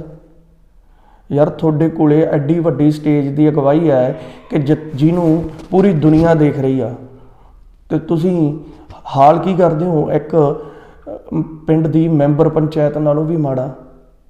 ਫਿਰ ਜਿਹੜੀ ਤੁਸੀਂ ਗਦਾਰ ਕਹਿੰਦੇ ਹੋ, ਸਰਜੀਤ ਫੂਲ ਤੁਹਾਡੀ 32 ਯੂਨੀਅਨਾਂ ਦੇ ਵਿੱਚੋਂ ਨਿਕਲ ਕੇ ਆਇਆ ਨਾ, ਅਤੇ ਉਹ ਰਿੰਗ ਰੋਡ ਗਿਆ, ਤੁਸੀਂ ਉਹਨੂੰ ਸਿਰਫ ਸਸਪੈਂਸ਼ਨ ਜੀ ਕਰਕੇ ਤੇ ਚੁੱਪ ਕਰਕੇ ਬਹਿ ਗਏ। ਸਰਜੀਤ ਫੂਲ ਨੂੰ ਕਹੋ ਗਦਾਰ, ਉਹਨੂੰ ਕਿਉਂ ਨਹੀਂ ਕਹਿੰਦੇ ਕਿ ਉਹ ਦੱਸੂਗਾ ਕਿ 12 ਕਿਹੜੇ ਸੀ ਅਤੇ 15 ਕਿਹੜੇ ਸੀ? ਤਾਂ ਨਹੀਂ ਨਾ ਕਹਿੰਦੇ। ਉਹ ਕਿਸਾਨ ਮਜ਼ਦੂਰ ਸੰਘਰਸ਼ ਕਮੇਟੀ ਵਾਲਿਆਂ ਨੂੰ ਪਤਾ ਨਹੀਂ, ਅਤੇ ਉਹਨਾਂ ਨੂੰ ਤੁਸੀਂ ਗਦਾਰ ਕਹੀ ਜਾਂਦੇ ਹੋ। ਦੂਜੀ ਗੱਲ, ਲੱਖਾ ਕਹਿ ਰਿਹਾ ਕਿ ਮੈਨੂੰ ਡੱਲੇਵਾਲ ਸਾਹਿਬ ਦਾ ਫੋਨ ਆਇਆ ਸੀ ਅਤੇ ਮੈਂ ਜਗਜੀਤ ਸਿੰਘ ਡੱਲੇਵਾਲ ਦੇ ਕਹਿਣ 'ਤੇ ਮੁੰਡਿਆਂ ਨੂੰ ਨੌਜਵਾਨਾਂ ਨੂੰ ਟਿਕਾਉਣ ਲਈ ਗਿਆ ਸੀ। ਤਾਂ ਫਿਰ ਪੱਤਰਕਾਰ ਸਰਦਾਰ ਜਗਜੀਤ ਸਿੰਘ ਡੱਲੇਵਾਲ ਨੂੰ ਕਿਉਂ ਨਹੀਂ ਜਾ ਕੇ ਪੁੱਛਦੇ ਵੀ ਭਾਈ ਲੱਖਾ ਤੁਹਾਡੇ ਕਹਿਣ 'ਤੇ ਗਿਆ ਸੀ, ਜਾਂ ਲੱਖਾ ਆਪ ਭੜਕਾਉਣ ਗਿਆ ਸੀ, ਜਾਂ ਲੱਖਾ ਹੋਰ ਕੁਛ ਕਰਨ ਗਿਆ ਸੀ? ਇਸ ਮਸਲੇ 'ਤੇ ਮੈਨੂੰ ਹੈਰਾਨੀ ਆ। ਜਿਸ ਬੰਦੇ ਦੀ ਮੈਂ ਯੂਨੀਅਨਾਂ ਦੇ ਵਿੱਚ ਸਭ ਤੋਂ ਜ਼ਿਆਦਾ ਰਿਸਪੈਕਟ ਕਰਦਾ ਸੀ, ਉਹ ਸਰਦਾਰ ਜਗਜੀਤ ਸਿੰਘ ਡੱਲੇਵਾਲ ਸੀ। ਅੱਜ ਵੀ ਕਰਦਾ, ਬਜ਼ੁਰਗ ਹੈ, ਪਰ ਉਹਨਾਂ ਨੂੰ ਇਹਦੇ 'ਤੇ ਸਪਸ਼ਟੀਕਰਨ ਦੇਣਾ ਚਾਹੀਦਾ। ਪੱਤਰਕਾਰਾਂ ਦਾ ਵੀ ਫਰਜ਼ ਬਣਦਾ ਕਿ ਉਹ ਜਿਹੜੀ ਲੋਕਾਂ ਨੂੰ ਗਦਾਰੀ ਵਾਲੇ ਚੱਕਰਾਂ 'ਚੋਂ ਕੱਢਣ ਲਈ, ਲੋਕਾਂ ਦੇ ਸਾਹਮਣੇ ਸਾਫ਼ ਤਸਵੀਰ ਪੇਸ਼ ਕਰਨ ਲਈ ਉਹ ਦੋ ਬੰਦਿਆਂ ਕੋਲ ਜਾਣ। ਇੱਕ ਜਾਣ ਸਰਦਾਰ ਜਗਜੀਤ ਸਿੰਘ ਡੱਲੇਵਾਲ ਕੋਲ ਕਿ ਭਾਈ ਤੁਸੀਂ ਜਿਹੜਾ ਹੈਗਾ ਦੱਸੋ ਲੱਖੇ ਨੂੰ ਫੋਨ ਕਰਕੇ ਭੇਜਿਆ ਸੀ ਕਿ ਨਹੀਂ, ਅਤੇ ਦੂਜਾ ਜਾਣ ਸਰਜੀਤ ਫੂਲ ਕੋਲ ਕਿ ਭਾਈ ਵੀ ਤੁਸੀਂ ਜਿਹੜਾ ਹੈਗਾ ਉਹ 12-15 ਵਾਲੀ ਗਿਣਤੀ ਕਿਹੜੀ ਆ, ਹੁਣ ਤਾਂ ਦੱਸ ਦਿਓ, ਹੁਣ ਤਾਂ ਤੁਸੀਂ ਸਸਪੈਂਡ ਵੀ ਹੋ ਗਏ। ਬਾਕੀ ਸਰਜੀਤ ਫੂਲ ਦਾ ਮੈਂ ਤੁਹਾਨੂੰ ਸੁਣਾ ਦਿੰਦਾ, 1 ਮਿੰਟ। ਉਹਨਾਂ ਨੂੰ ਜੋ ਟਰਾਲੀਆਂ ਗਈਆਂ ਨੇ ਮੈਂ ਭੇਜੀਆਂ ਨੇ, ਜੋ ਟਰੈਕਟਰ ਗਏ ਆ ਮੈਂ ਭੇਜਿਆ, ਜੋ ਉੱਥੇ ਕਿਲੇ 'ਚ ਹੋਇਆ ਉਹ ਸਾਰਾ ਕੁਝ ਮੈਂ ਕਰਵਾਇਆ। ਤੁਸੀਂ ਮੇਰੇ ਤੇ ਸਾਰੇ ਦੋਸ਼ ਮੇਰੇ ਤੇ ਲਾਓ, ਮੈਨੂੰ ਫਾਹੇ ਲਾਓ, ਮੈਂ ਕਿਸੇ ਨੂੰ ਇੱਥੋਂ ਨਾ ਮੈਂ ਪੇਸ਼ ਹੋਵਾਂ ਤੇ ਨਾ ਮੈਂ ਇਸੇ ਕਿਸੇ ਨੂੰ। ਸਰਜੀਤ ਸਿੰਘ ਫੂਲ ਬੋਲ ਰਹੇ ਆ ਜੋ 32 ਜਥੇਬੰਦੀਆਂ ਦੇ ਵਿੱਚ ਜਿਹੜੇ ਖੰਡੇ ਨੇ ਜਿਨ੍ਹਾਂ ਦੇ ਨੱਕ ਮੋੜੇ ਅੱਜ ਫੇਰ ਸਾਨੂੰ ਲਲਕਾਰਦੇ ਨੇ। ਬਾਜਾਂ ਵਾਲਿਆ ਬਾਜ ਨੂੰ ਭੇਜ ਮੁੜ ਕੇ ਤਿੱਤਰ ਫੇਰ ਉਡਾਰੀਆਂ ਮਾਰਦੇ ਨੇ। ਮੈਂ ਕਿਹਾ ਵੀ ਤਿੱਤਰ ਉਡਾਰੀਆਂ ਮਾਰ ਲਾਂਗੇ ਸਾਰੇ ਸੰਗਤ ਤੋਂ ਇਹ ਕਹਿ। ਅਸਲ ਹੁਣ ਚੱਕਰ ਕਿੱਥੇ ਖੜਾ ਬਾਈ ਜੀ, ਵੀ ਪਹਿਲੀ ਗੱਲ ਜਿਹੜਾ ਸ਼ੁਰੂ ਤੋਂ ਵੇਖੋ, ਇੱਕ ਹਿਸਾਬ ਨਾਲ ਰਾਜੇਵਾਲ ਸਾਹਿਬ ਕਹਿੰਦੇ ਆ ਕਿ ਮੇਰਾ 40 ਸਾਲ ਦਾ ਤਜਰਬਾ, ਠੀਕ ਹੈ, 40 ਸਾਲ ਦਾ ਤਜਰਬਾ, ਅਤੇ ਤਜਰਬੇ ਦੇ ਹਿਸਾਬ ਨਾਲ ਤਾਂ ਜੋ ਉਹਨਾਂ ਨੇ ਸਟੇਜ 'ਤੇ ਸ਼ੁਰੂ ਤੋਂ ਲੈ ਕੇ ਕੀਤਾ, ਜਿਵੇਂ ਪਹਿਲਾਂ ਉਹਨਾਂ ਨੇ ਆਉਂਦੇ ਸਾਰ ਨਿਹੰਗ ਜਥੇਬੰਦੀਆਂ 'ਤੇ ਕਿਹਾ ਉਹਦੇ ਨਿਸ਼ਾਨ ਸਾਹਿਬ ਲੈ ਜਾਓ, ਫਲਾਨਾ ਕਰ ਲਓ, ਆਹ ਕਰ ਲਓ। ਜੇ ਉਹ ਐਡੀ ਵੱਡੀ ਸਟੇਜ ਤੋਂ ਬੋਲਣ ਦੀ ਬਜਾਏ ਜੇ ਵਾਕਈ ਕੋਈ ਉਹਨਾਂ ਨੂੰ ਹੈਗਾ ਸੀਗਾ ਡਾਊਟ ਜਾਂ ਕੋਈ ਡਰ ਸੀ, ਤਾਂ ਉਹ ਨਿਹੰਗ ਸਿੰਘ ਜਥੇਬੰਦੀਆਂ ਦੇ ਮੁਖੀਆਂ ਨਾਲ ਆਪ ਜਾ ਕੇ ਉੱਥੇ, ਜਾਂ ਉਹਨਾਂ ਨੂੰ ਬੰਦਾ ਭੇਜ ਕੇ ਗੱਡੀ 'ਤੇ ਆਪਦਾ ਉਹਨਾਂ ਦਾ ਨੁਮਾਇੰਦਾ ਜੋ ਉਹਨਾਂ ਜਥੇਬੰਦੀਆਂ ਦੇ ਆਗੂ ਸਾਹਿਬਾਨ ਹੈਗੇ ਉਹਨਾਂ ਨੂੰ ਆਪਣੇ ਰੂਮ 'ਚੋਂ ਬੁਲਾ ਲੈਂਦੇ, ਅੰਦਰ ਬਹਿ ਕੇ ਡਿਸਕਸ ਹੋ ਜਾਂਦੀ ਹੈ, ਬਾਹਰ ਗੱਲ ਹੀ ਨਾ ਹੁੰਦੀ। ਪਹਿਲਾ ਕੰਮ ਇਹ। ਦੂਜਾ ਜਿਹੜਾ ਫਿਰ ਉਹਦੇ ਲਈ ਮਾਫੀ ਵੀ ਮੰਗੀ ਨਿਹੰਗ ਸਿੰਘ ਜਥੇਬੰਦੀਆਂ ਵਾਲੇ ਲਈ, ਠੀਕ ਹੈ। ਫਿਰ ਹੁਣ ਲੱਖੇ ਵਾਲੇ ਇਲਜ਼ਾਮ ਹੋ ਗਏ। ਫਿਰ ਇਹਨਾਂ ਨੇ ਇੱਕ ਹੋਰ ਕੀਤੀ ਕਿ ਹਰਿਆਣੇ ਵਾਲਿਆਂ ਨੂੰ ਕਹਿਤਾ ਕਿ ਇਹਨਾਂ ਨੇ ਜਿਹੜਾ ਗੰਦ ਪਾਇਆ ਫਲਾਨਾ ਕੀਤਾ, ਫਿਰ ਉਹਦੇ ਲਈ ਵੀ ਮਾਫੀ ਮੰਗੀ। ਅਸਲ 'ਚ ਜੋ ਮੈਂ ਸਮਝਦਾ ਕਿ ਕਿਤੇ ਨਾ ਕਿਤੇ ਜਿਹੜਾ ਸੰਘਰਸ਼ ਦੀ ਤਾਕਤ ਹੈਗੀ ਆ ਉਹਨੂੰ ਪਤਾ ਨਹੀਂ ਘਟਾਉਣ ਦੀਆਂ ਜਾਂ ਤੋੜਨ ਦੀਆਂ ਕਿਸੇ ਤਰ੍ਹਾਂ ਦੀਆਂ ਕੋਸ਼ਿਸ਼ਾਂ ਹੋ ਰਹੀਆਂ, ਪਰ ਮੈਂ ਸਦਕੇ ਜਾਵਾਂ ਨਾ ਤਾਂ ਨਿਹੰਗ ਸਿੰਘ ਜਥੇਬੰਦੀਆਂ ਪਿੱਛੇ ਹਟੀਆਂ ਵੀ, ਨਹੀਂ ਤਾਂ ਉਹ ਲੜਕੇ ਉੱਠ ਜਾਂਦੇ, ਅਸੀਂ ਕੀ ਲੈਣਾ। ਤੇ ਨਾ ਹੀ ਲੱਖਾ ਪਿੱਛੇ ਮੁੜਿਆ, ਤੇ ਨਾ ਹੀ ਜਿਹੜੇ ਹੈਗੇ ਆ ਹਰਿਆਣੇ ਵਾਲੇ ਭਰਾ ਉਹ ਸਗੋਂ ਹੋਰ ਡਟ ਗਏ। ਠੀਕ ਹੈ, ਹੁਣ ਚੜੂਨੀ ਸਾਹਿਬ ਨੇ ਇੱਕ ਵਾਰ ਜਿਹੜਾ ਉਹ ਜਨ ਸੰਸਦ ਜੀ ਵਾਲੇ 'ਚ ਗਏ ਸੀ, ਤੇ ਇਹ ਕਹਿੰਦੇ ਸੀ ਕਾਰਵਾਈ ਕਰਾਂਗੇ। ਜਨ ਸੰਸਦ ਤਾਂ ਜਿਹੜੇ ਹੈਗੇ ਸ਼ਾਇਦ ਹੁਣ ਪਿਛਲੇ ਦਿਨ ਹੀ ਹੋਏ ਸੀ, ਜੋਗਿੰਦਰ ਯਾਦਵ ਵੀ ਜਾ ਕੇ ਆਏ ਆ। ਉਹਨਾਂ 'ਤੇ ਕੋਈ ਕਮੇਟੀ ਕਿਉਂ ਨਹੀਂ ਬਿਠਾਈ? ਇਦੋਂ ਪਹਿਲਾਂ ਵੀ ਇੱਕ ਕੋਸ਼ਿਸ਼ ਹੋ ਚੁੱਕੀ ਆ ਕਿ ਪੰਜਾਬ ਦੇ ਵਿੱਚ ਸੁਖਬੀਰ ਸਿੰਘ ਬਾਦਲ ਸਾਹਿਬ ਦਾ ਕਿਸੇ ਨੇ ਵਿਰੋਧ ਕੀਤਾ, ਸ਼ਾਇਦ ਕਿਸੇ ਫਤਿਹਗੜ੍ਹ ਸਾਹਿਬ ਸੀਗੇ। ਉੱਥੇ ਕੀ ਹੋਇਆ ਸੀਗਾ ਕਿ ਉਹ ਜਿਹੜੇ ਬੰਦਿਆਂ ਨੇ ਵਿਰੋਧ ਕੀਤਾ ਸੀ, ਉਹ ਬਾਅਦ 'ਚ ਖਬਰਾਂ ਆਈਆਂ ਕਿ ਉਹਨਾਂ ਦੀ ਕੁੱਟਮਾਰ ਕੀਤੀ ਗਈ, ਉਹਨਾਂ ਤੋਂ ਮਾਫੀ ਮੰਗਾਈ ਗਈ। ਉਹਨਾਂ ਦੇ ਖਿਲਾਫ ਲੱਖੇ ਨੇ ਆਪਦੇ ਅਕਾਊਂਟ ਤੋਂ ਵੀਡੀਓ ਪਾਈ। ਠੀਕ ਹੈ, ਹੁਣ ਚਾਹੇ ਮੈਂ ਉਹਦੇ ਨਾਲ ਸਹਿਮਤ ਹੋਵਾਂ ਚਾਹੇ ਨਾ ਸਹਿਮਤ ਹੋਵਾਂ, ਲੱਖੇ ਦੀ ਆਪਦਾ ਪੁਆਇੰਟ ਆਫ ਵਿਊ ਆ, ਉਹਨੇ ਆਪਦੇ ਫੇਸਬੁੱਕ ਅਕਾਊਂਟ ਤੋਂ ਪਾਈ ਆ। ਤੇ ਉਹਦਾ ਬਾਰੇ ਜਿਹੜਾ ਹੈਗਾ ਅਗਲੇ ਦਿਨ ਜੋ ਅਕਾਲੀ ਦਲ ਦਾ ਇੱਕ ਅਹੁਦੇਦਾਰ ਵੀ ਰਿਹਾ, ਤੇ ਹੁਣ ਉਹ ਕਿਸਾਨ ਯੂਨੀਅਨ ਦੀ ਇੱਕ ਜਥੇਬੰਦੀ ਸ਼ਾਇਦ ਦੁਆਬੇ ਵਾਲੀ ਹੈਗੀ ਆ, ਉਹ ਗੰਨਾ ਸੰਘਰਸ਼ ਕਮੇਟੀ ਵਾਲੀ, ਉਹਦਾ ਮਨਜੀਤ ਸਿੰਘ ਰਾਏ, ਉਹਨੇ ਉਦੋਂ ਅਗਲੇ ਦਿਨ ਹੀ ਜਿੱਦਾਂ ਲੱਖਾ ਬੋਲਿਆ, ਉਸ ਤੋਂ ਅਗਲੇ ਦਿਨ ਅਕਾਲੀਆਂ ਦੇ ਲੀਡਰਾਂ ਨੇ ਲੱਖੇ ਖਿਲਾਫ ਵੀਡੀਓ ਪਾਈਆਂ, ਤੇ ਨਾਲ ਦੀ ਨਾਲ ਜਿਹੜੀ ਮੋਰਚੇ ਦੀ ਸਟੇਜ ਤੋਂ ਮਨਜੀਤ ਸਿੰਘ ਰਾਏ ਬੋਲਿਆ ਸੀ। ਕਿਤੇ ਨਾ ਕਿਤੇ ਮੋਰਚੇ ਨੂੰ ਕਮਜ਼ੋਰ ਕਰਨ ਦੀਆਂ ਕੋਸ਼ਿਸ਼ਾਂ ਹੋ ਰਹੀਆਂ। ਤੇ ਸਭ ਤੋਂ ਜਿਹੜੀ ਧਿਆਨ ਦੇਣ ਜੋ ਗੱਲ ਹੈ ਕਿ ਸਾਡਾ ਪੰਜਾਬੀ ਭਾਈਚਾਰਾ, ਅਸੀਂ ਹਰ ਚੀਜ਼ 'ਤੇ ਇੱਕੋ ਮਿੰਟ 'ਚ ਫੈਸਲਾ ਲੈਂਦੇ ਹਾਂ ਕਿ ਬਾਈ ਜਿੱਦਾਂ ਗੁਰਨਾਮ ਸਿੰਘ ਚੜੂਨੀ ਨੇ ਆਪਦੇ ਬੰਦਿਆਂ ਦਾ ਸਟੈਂਡ ਲਿਆ, ਤੇ ਜਦ ਸਾਡੀ ਮੰਗ ਦਬਾ ਸੀ ਚੜੂਨੀ ਨੂੰ ਮੋਰਚੇ ਦਾ ਪ੍ਰਧਾਨ ਬਣਾਓ, ਗੁਰਨਾਮ ਸਿੰਘ ਚੜੂਨੀ ਨੂੰ ਮੋਰਚੇ ਦਾ ਪ੍ਰਧਾਨ ਬਣਾਓ। ਜਿੱਦਾਂ ਉਹ ਹੁਣ ਪਿੱਛੇ ਉਹਨਾਂ ਦਾ ਇੱਕ ਬਿਆਨ ਆਇਆ, ਤੇ ਉਸ ਤੋਂ ਬਾਅਦ ਉਹ ਜਿਹੜੇ ਸਰਟੀਫਿਕੇਟ ਦਿੱਤੇ ਸੀ ਆਪਾਂ ਨੇ ਲੋਕਾਂ ਨੇ ਪਾੜਤੇ। ਇਸੇ ਤਰ੍ਹਾਂ ਹੁਣ ਜਿਹੜੇ ਹੈਗੇ ਆ ਰਕੇਸ਼ ਟਕੈਤ, ਤੇ ਉਹਨਾਂ ਨੂੰ ਆਖੇ ਸੰਯੁਕਤ ਮੋਰਚੇ ਦਾ ਪ੍ਰਧਾਨ ਲਾਓ, ਸੰਯੁਕਤ ਮੋਰਚੇ ਦਾ ਪ੍ਰਧਾਨ ਲਾਓ। ਉਹ ਭਰਾਵੋ ਆਪਾਂ ਕਿਸੇ ਇੱਕ 'ਤੇ ਖੜ ਜਿਆ ਕਰੀਏ। ਮੰਨ ਲਓ ਉਹਨਾਂ ਨੂੰ ਦੇ ਦਿਓ, ਉਹਨਾਂ ਨੇ ਯੂਪੀ ਲਈ ਕੁਝ ਸਪੈਸ਼ਲ ਪੈਕੇਜ ਦੇ ਦਿੱਤਾ ਸੀ ਯੂਪੀ ਦੇ ਕਿਸਾਨਾਂ ਲਈ ਮੋਦੀ ਨੇ, ਤੇ ਟਕੈਤ ਕਹਿ ਦੇਣਗੇ ਪਿੱਛੇ ਹਟ ਜਾਓ। ਫਿਰ ਇੱਥੋਂ ਵਾਲਿਆਂ ਦੇ ਤਾਂ ਜੇ ਗਲਤ ਕਰਨਗੇ ਆਪਾਂ ਡੰਡਾ ਲੈ ਕੇ ਦਾਲੇ ਹੋ ਜਾਾਂਗੇ, ਟਕੈਤ ਦਾ ਆਪਾਂ ਕੀ ਕਰ ਲਾਂਗੇ? ਬਈ ਇੰਨੀ ਛੇਤੀ ਨਾ ਭਾਵੁਕ ਹੋ ਕੇ ਫੈਸਲਾ ਲਿਆ ਕਰੋ, ਜੋ ਵੀ ਹੁੰਦਾ ਉਹਨੂੰ ਵਾਚਿਆ ਕਰੋ। ਠੀਕ ਹੈ, ਹੁਣ ਜਿਹੜਾ ਹੈਗਾ ਮਨਦੀਪ ਪੂਨੀਆ ਜਿਹਨੇ ਉਹ ਰਿਪੋਰਟ ਕੀਤੀ ਆ ਕਿ ਬਵਾਨਾ 'ਚ ਜਿਹੜਾ ਸਰਕਾਰੀ ਰੂਟ ਮਿਲਿਆ ਸੀ, ਜਿਹਦੇ 'ਤੇ ਬਹੁਤੇ ਲੋਕ ਕਹਿੰਦੇ ਸੀ ਸਹਿਮ ਤਾਂ ਜਾਣਾ ਚਾਹੀਦਾ ਜਾਂ ਫਲਾਨਾ, ਠੀਕ ਹੈ, ਜਿਹਦੇ ਨਾਲ ਆਪਣਾ 32 ਜਥੇਬੰਦੀਆਂ ਵਾਲੇ ਵੀ ਵਿੱਚੋਂ 27-28 ਸਹਿਮਤ ਸੀ। ਜੇ ਉਹ ਟਰੈਕਟਰ ਬਵਾਨਾ ਵਿੱਚ ਜਾਂਦੇ, ਉੱਥੇ ਹਮਲਾ ਹੋ ਜਾਂਦਾ, ਫਿਰ ਉਹ ਤਾਂ ਮੈਂ ਨਹੀਂ ਕਿਹਾ, ਕਿਸੇ ਹੋਰ ਨੇ ਨਹੀਂ ਕਿਹਾ, ਉਹ ਮਨਦੀਪ ਪੂਨੀਆ ਪੱਤਰਕਾਰ ਨੇ ਕਿਹਾ, ਜਿਹਨੂੰ ਪੁਲਿਸ ਨੇ, ਕਾਰਵਾਂ ਦਾ ਪੱਤਰਕਾਰ ਆ, ਜਿਹਨੂੰ ਪੁਲਿਸ ਨੇ ਅਰੈਸਟ ਕਰ ਲਿਆ। ਉਹ 'ਤੇ ਅਲੀਪੁਰ ਥਾਣੇ ਦੇ ਵਿੱਚ ਪਰਚਾ ਹੋਇਆ।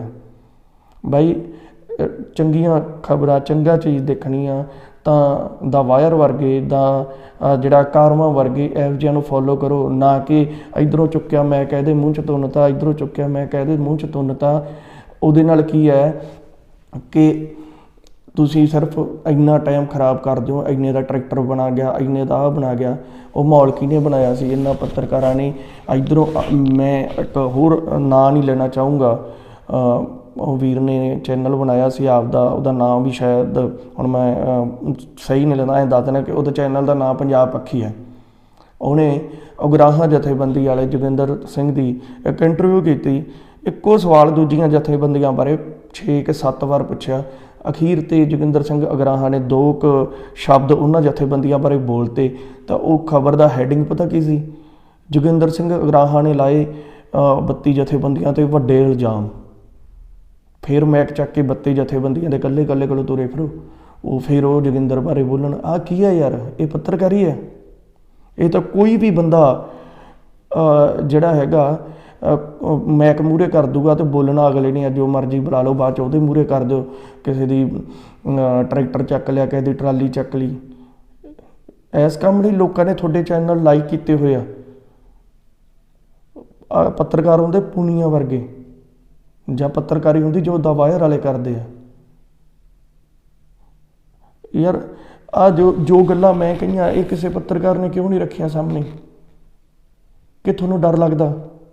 ਜਦੋਂ ਲੱਖੇ ਨੇ ਕਿਹਾ ਕਿ ਮੈਨੂੰ ਡੱਲੇਵਾਲ ਸਾਹਿਬ ਨੇ ਕਿਹਾ ਵੀ ਉੱਥੇ ਜਾ ਕੇ ਟਿਕਾ, ਤੇ ਡੱਲੇਵਾਲ ਸਾਹਿਬ ਪੱਤਰਕਾਰ ਕਿਉਂ ਨਹੀਂ ਗਏ?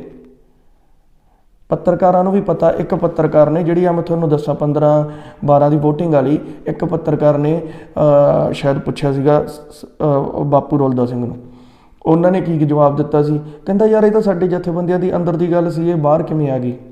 ਇਹ ਸਾਡੇ ਕਿਸੇ ਯੂਨੀਅਨ ਵਾਲੇ ਦਾ ਹੀ ਕੰਮ ਹੈ ਨਾ। ਅਤੇ ਗੱਲਾਂ ਤਾਂ ਜਦੋਂ ਪੰਜਾਬ ਬਾਪੂ ਸਾਰੇ ਵਾਪਸ ਆ ਜਾਣਗੇ, ਗੱਲਾਂ ਤਾਂ ਹੌਲੀ ਹੌਲੀ ਨਿਕਲਦੀਆਂ ਹੀ ਆਉਣੀਆਂ, ਗੱਲਾਂ ਕਦੇ ਟਕੀਆਂ ਨਹੀਂ ਰਹਿੰਦੀਆਂ। ਪਰ ਪੱਤਰਕਾਰਾਂ ਨੇ ਇਹ ਗੱਲ ਕੱਢਣ ਦੀ ਕੋਸ਼ਿਸ਼ ਕਿਉਂ ਨਹੀਂ ਕੀਤੀ ਕਿ 12 ਵੋਟ ਪਾਉਣ ਵਾਲੇ ਕੌਣ ਸੀ ਅਤੇ 15 ਜਿਹੜੇ ਹੱਕ 'ਚ ਖੜ੍ਹਨ ਵਾਲੇ ਜਾਂ ਵਿਰੋਧ 'ਚ ਖੜ੍ਹਨ ਵਾਲੇ ਉਹ ਕੌਣ ਸੀ? ਜਿਹੜੇ ਆਪਾਂ ਇੱਕ ਮੈਂ ਉਹਨਾਂ ਨੂੰ ਵੀ ਬੇਨਤੀ ਕਰੂੰਗਾ, ਜਿਹੜੇ ਕਿਸਾਨ ਮਜ਼ਦੂਰ ਸੰਘਰਸ਼ ਕਮੇਟੀ ਵਾਲੇ ਆ, ਤੁਸੀਂ ਵੀ ਸਾਰੇ ਬੱਤੀਆਂ ਨੂੰ ਗਲਤ ਨਾ ਕਿਉਂ, ਕਿਉਂਕਿ ਬੱਤੀਆਂ ਦੇ ਵਿੱਚ 15 ਸਹੀ ਵੀ ਖੜ੍ਹੇ ਆ, ਪਰ ਹੈ ਸਾਰੇ ਵਿਚਾਰੇ ਛੋਟੀਆਂ ਛੋਟੀਆਂ ਯੂਨੀਅਨ ਵਾਲੇ ਆ, 100 ਟਰਾਲੀ ਵਾਲਾ, ਕੋਈ 50 ਟਰਾਲੀਆਂ ਵਾਲੇ। ਅਤੇ ਇੱਕ ਮੈਂ ਰਾਜੇਵਾਲ ਸਾਹਿਬ ਨੂੰ ਸਪੈਸ਼ਲ ਬੇਨਤੀ ਕਰਨਾ ਚਾਹੂੰਗਾ, ਉਹ ਇਸ ਕਰਕੇ ਕਿ ਰਾਜੇਵਾਲ ਸਾਹਿਬ ਤੁਸੀਂ ਇਹ YouTube 'ਤੇ ਵੀਡੀਓ ਬਣਾਉਣ ਦਾ ਕਾਰਨ ਇਹ ਸੀਗਾ ਕਿ ਤੁਸੀਂ ਕਿਹਾ ਸੀ ਕਿ ਮੁੰਡੇ YouTube ਨੂੰ ਫੋਲੋ ਕਰਦੇ, ਮੈਂ ਕਿਹਾ ਵੀ ਤੁਸੀਂ ਵੀ ਕਰਦੇ ਹੋਵੋਗੇ, ਫਿਰ ਤੁਹਾਡੇ ਕੋਲ ਵੀ ਪਹੁੰਚ ਜੇ। ਮੈਂ ਸ਼ਾਹਜਹਾਨਪੁਰ ਬਾਰਡਰ ਵੀ, ਟਿਕਰੀ ਬਾਰਡਰ ਵੀ ਅਤੇ ਸਿੰਘੂ ਬਾਰਡਰ ਵੀ ਸਾਰਿਆਂ 'ਤੇ ਜਾਂਦਾ ਰਿਹਾ, ਠੀਕ ਹੈ। ਟਿਕਰੀ ਅਤੇ ਸਿੰਘੂ ਤੁਹਾਡੀਆਂ ਟਰਾਲੀਆਂ ਸਾਰਿਆਂ ਨਾਲੋਂ ਘੱਟ ਆ, ਸਿਰਫ ਤੁਸੀਂ ਇੱਕ ਪੜ੍ਹੇ ਲਿਖੇ ਹੋ, ਇਸ ਕਰਕੇ ਇੱਕ ਪੁਰਾਣੇ ਲੀਡਰ ਹੋ, ਤਾਂ ਉਸ ਕਰਕੇ ਜਿਹੜਾ ਹੈਗਾ ਤੁਹਾਨੂੰ ਇਸ ਮੋਰਚੇ ਦਾ ਮੋਹਰੀ ਜਿਹੜਾ ਹੈਗਾ ਬਣਾਇਆ ਗਿਆ। ਹੁਣ ਬੇਨਤੀ ਇਹ ਆ ਕਿ ਜਿੱਦਾਂ ਦਾ ਤੁਸੀਂ ਉਹਨਾਂ ਨੂੰ ਗਦਾਰ ਜਾਂ ਫਲਾਨਾ ਧਮਕਾ ਕਿਹਾ ਨਾ, ਜਿੰਨੀ ਤੁਹਾਡੀਆਂ ਕੁੱਲ ਟਰਾਲੀਆਂ, ਉਦੋਂ ਵੱਧ ਟਰਾਲੀਆਂ ਉਦੋਂ ਬਾਅਦ ਉਹਨਾਂ ਦੇ ਮਗਰ ਚਲੀਆਂ ਗਈਆਂ ਕਿਸਾਨ ਮਜ਼ਦੂਰ ਸੰਘਰਸ਼ ਕਮੇਟੀ ਦੇ। ਅਗਲਿਆਂ ਦੇ ਕੰਮ ਬੋਲਦੇ ਆ। ਇਸ ਕਰਕੇ ਬੇਨਤੀ ਆ ਸਾਰੇ ਦੋਸਤਾਂ ਨੂੰ ਕਿ ਮੈਂ ਜੋ ਸਿੱਟਾ ਕੱਢਿਆ ਉਹ ਇਹ ਹੈ ਕਿ ਹੋਣਾ ਕੀ ਹੈ, ਜੇ ਮੰਨ ਲਓ 15 ਜਥੇਬੰਦੀਆਂ ਵਾਲੀਆਂ ਜਿਹੜੀ ਹੈਗੀ ਬੱਤੀਆਂ ਦੇ ਵਿੱਚੋਂ 15 ਵਾਲੀ ਵੋਟਿੰਗ ਉੱਧਰ ਹੋ ਗਈ, ਇਹ 32 ਉਹ ਕੀ ਹੈ ਕਿ ਜਿਹੜੀਆਂ 12-13 ਉਹਨਾਂ ਦੀ ਹਾਂ ਵੀ ਵਿਚਾਰਿਆਂ ਦੀ ਰੁਲ ਜਾਣੀ ਆ, ਕਿਉਂਕਿ ਬਹੁਮਤ ਦੇ ਅੱਗੇ ਜਿਹੜਾ ਘੱਟ ਗਿਣਤੀ ਉਹਨਾਂ ਨੇ ਹਾਰ ਜਾਣਾ, ਅਤੇ 32 ਨੇ ਕੀ ਹੋ ਜਾਣਾ, ਸਰਕਾਰ ਦੀ ਪ੍ਰਪੋਜ਼ਲ ਦੇ ਨਾਲ ਸਹਿਮਤ। ਉਦੋਂ ਬਾਅਦ ਕੀ ਹੋਣਾ ਕਿ ਭਾਵੇਂ ਗਰਾਹਾਂ ਵਾਲਿਆਂ ਕੋਲ 2 ਲੱਖ ਬੰਦਾ ਹੋਵੇ, ਭਾਵੇਂ 5 ਲੱਖ ਬੰਦਾ ਹੋਵੇ, ਭਾਵੇਂ ਕਿਸਾਨ ਮਜ਼ਦੂਰ ਸੰਘਰਸ਼ ਕਮੇਟੀ ਮਗਰ ਜਿੰਨੇ ਮਰਜ਼ੀ ਬੰਦੇ ਹੋਣ, ਹੋਣਾ ਕੀ ਹੈ ਕਿ ਸਰਕਾਰ ਨੇ ਕਹਿਣਾ 32 ਜਥੇਬੰਦੀਆਂ ਸਹਿਮਤ ਹੋ ਗਈਆਂ ਸਰਕਾਰ ਦੇ ਨਾਲ।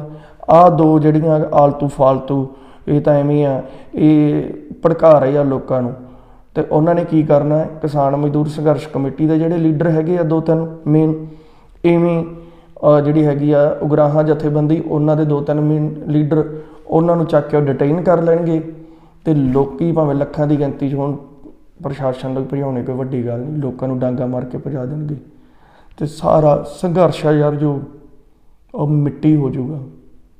ਮੈਂ ਆਉਣਾ ਨਹੀਂ ਸੀ, ਮੇਰੇ ਆਉਣ ਦਾ ਕਾਰਨ ਵੀ ਇਹ ਸੀਗਾ ਕਿ ਮੈਂ ਕਿਹਾ ਯਾਰ ਇੱਥੇ ਬੈਠੇ ਆਪਦੀ ਅੱਖੀਂ ਦੇਖੀ ਜਾਂਦੇ ਆ ਕਿ ਜਿਹੜਾ ਮਹਿਲ ਲੋਕਾਂ ਨੇ 6 ਮਹੀਨੇ ਹੋ ਗਏ ਇੱਟ ਜੋੜ ਕੇ ਖੜਾ ਕਰਕੇ ਪਤਾ ਨਹੀਂ ਕਿੱਥੇ ਲੈ ਕੇ ਗਏ ਸੀ, ਅਤੇ ਉਹਨੂੰ ਡਿੱਗਦਾ ਦੇਖਿਆ ਨਹੀਂ ਜਾਂਦਾ। ਬਾਈ ਬਣ ਕੇ ਬੇਨਤੀ ਆ ਕਿ ਗਦਾਰ ਕੌਣ ਆ, ਸਹੀ ਕੌਣ ਆ, ਉਹ ਫੈਸਲਾ ਸਮਾਂ ਕਰੂਗਾ। ਬਾਕੀ ਮੇਰੀਆਂ ਗੱਲਾਂ ਤੋਂ ਤੁਹਾਨੂੰ ਕਾਫੀ ਕੁਛ ਕਲੀਅਰ ਹੋ ਹੀ ਗਿਆ ਹੋਣਾ। ਬੇਨਤੀ ਆ ਇੱਕੋ ਕੰਮ ਕਰੋ, ਆਵਾਜ਼ ਚੁੱਕੋ ਕਿ 1.5 ਸਾਲ ਵਾਲੀ 2 ਸਾਲ ਵਾਲੀ ਸਾਨੂੰ ਕੋਈ ਪ੍ਰਪੋਜ਼ਲ ਮਨਜ਼ੂਰ ਨਹੀਂ। ਨਾਲ ਕੀ ਹੈ ਹੁਣ ਯੂਨੀਅਨ ਦੇ ਆਗੂਆਂ 'ਤੇ ਜਿਹੜੇ ਪਰਚੇ ਹੋ ਗਏ, ਹੁਣ ਕੀ ਹੈ ਕਿ ਮੋਦੀ ਨੇ ਵੇਖ ਲਓ ਨਾਲ ਦੀ ਨਾਲ ਪਰਚੇ ਹੋਣ ਤੋਂ ਬਾਅਦ ਦੁਬਾਰਾ ਕਹਿਤਾ, ਜਿਹੜਾ ਮੋਦੀ ਇੰਨਾ ਚਿਰ ਰੜਕਿਆ ਹੀ ਨਹੀਂ ਸੀ ਕਿ ਜਿਹੜੀ ਅਸੀਂ 21 ਤਰੀਕ 20 ਤਰੀਕ ਨੂੰ ਪ੍ਰਪੋਜ਼ਲ ਦਿੱਤੀ ਸੀ, ਉਹ ਪ੍ਰਪੋਜ਼ਲ 'ਤੇ ਅਸੀਂ ਦੁਬਾਰਾ ਗੱਲ ਕਰਨ ਲਈ ਤਿਆਰ ਹਾਂ। ਅਤੇ ਨਾਲ ਹੀ ਕੀ ਹੈ ਮੰਗ ਹੋ ਜਾਣੀ ਹੈ ਸਾਡੇ ਵੱਲੋਂ ਕਿ ਪਰਚੇ ਰੱਦ ਹੋ ਜਾਣ। ਯਾਰ ਜੇ ਐਡੇ ਵੱਡੇ 3 ਬਿੱਲ ਜਿਹੜੀ WTO ਦੇ ਕਹਿਣ 'ਤੇ ਧੱਕੇ ਨਾਲ ਲੋਕ ਸਭਾ 'ਚ ਪਾਸ ਕੀਤੇ ਗਏ, ਜੇ ਉਹ ਰੱਦ ਹੋ ਸਕਦੇ ਆ ਤਾਂ ਪਰਚੇ ਪੁਰਚੇ ਕੋਈ ਚੀਜ਼ ਨਹੀਂ ਹੈਗੇ। ਅਤੇ ਇਹੀ ਮੇਰੀਆਂ ਬੇਨਤੀਆਂ ਵੀ ਭਰਾਵੋ ਟੈਗ ਵੰਡਣੇ ਬੰਦ ਕਰ ਦਿਓ, ਅਸਲੀਅਤ ਕੀ ਆ ਉਹਦੀ ਘੋਖ ਕਰੋ, ਅਤੇ ਆਪੋ ਆਪਣੇ ਹੱਥਾਂ 'ਤੇ ਥੋੜ੍ਹਾ ਜਿਹਾ ਕੰਟਰੋਲ ਕਰੋ, ਅਸਾਰੂ ਗੱਲ ਵੱਲ ਨੂੰ ਜਾਓ, ਠੀਕ ਹੈ ਨਾ। ਅਤੇ ਬਸ ਹੋਰ ਤਾਂ ਤੁਸੀਂ ਸਮਝਦਾਰੀ ਨੂੰ, ਬਸ ਧੰਨਵਾਦ ਜੀ।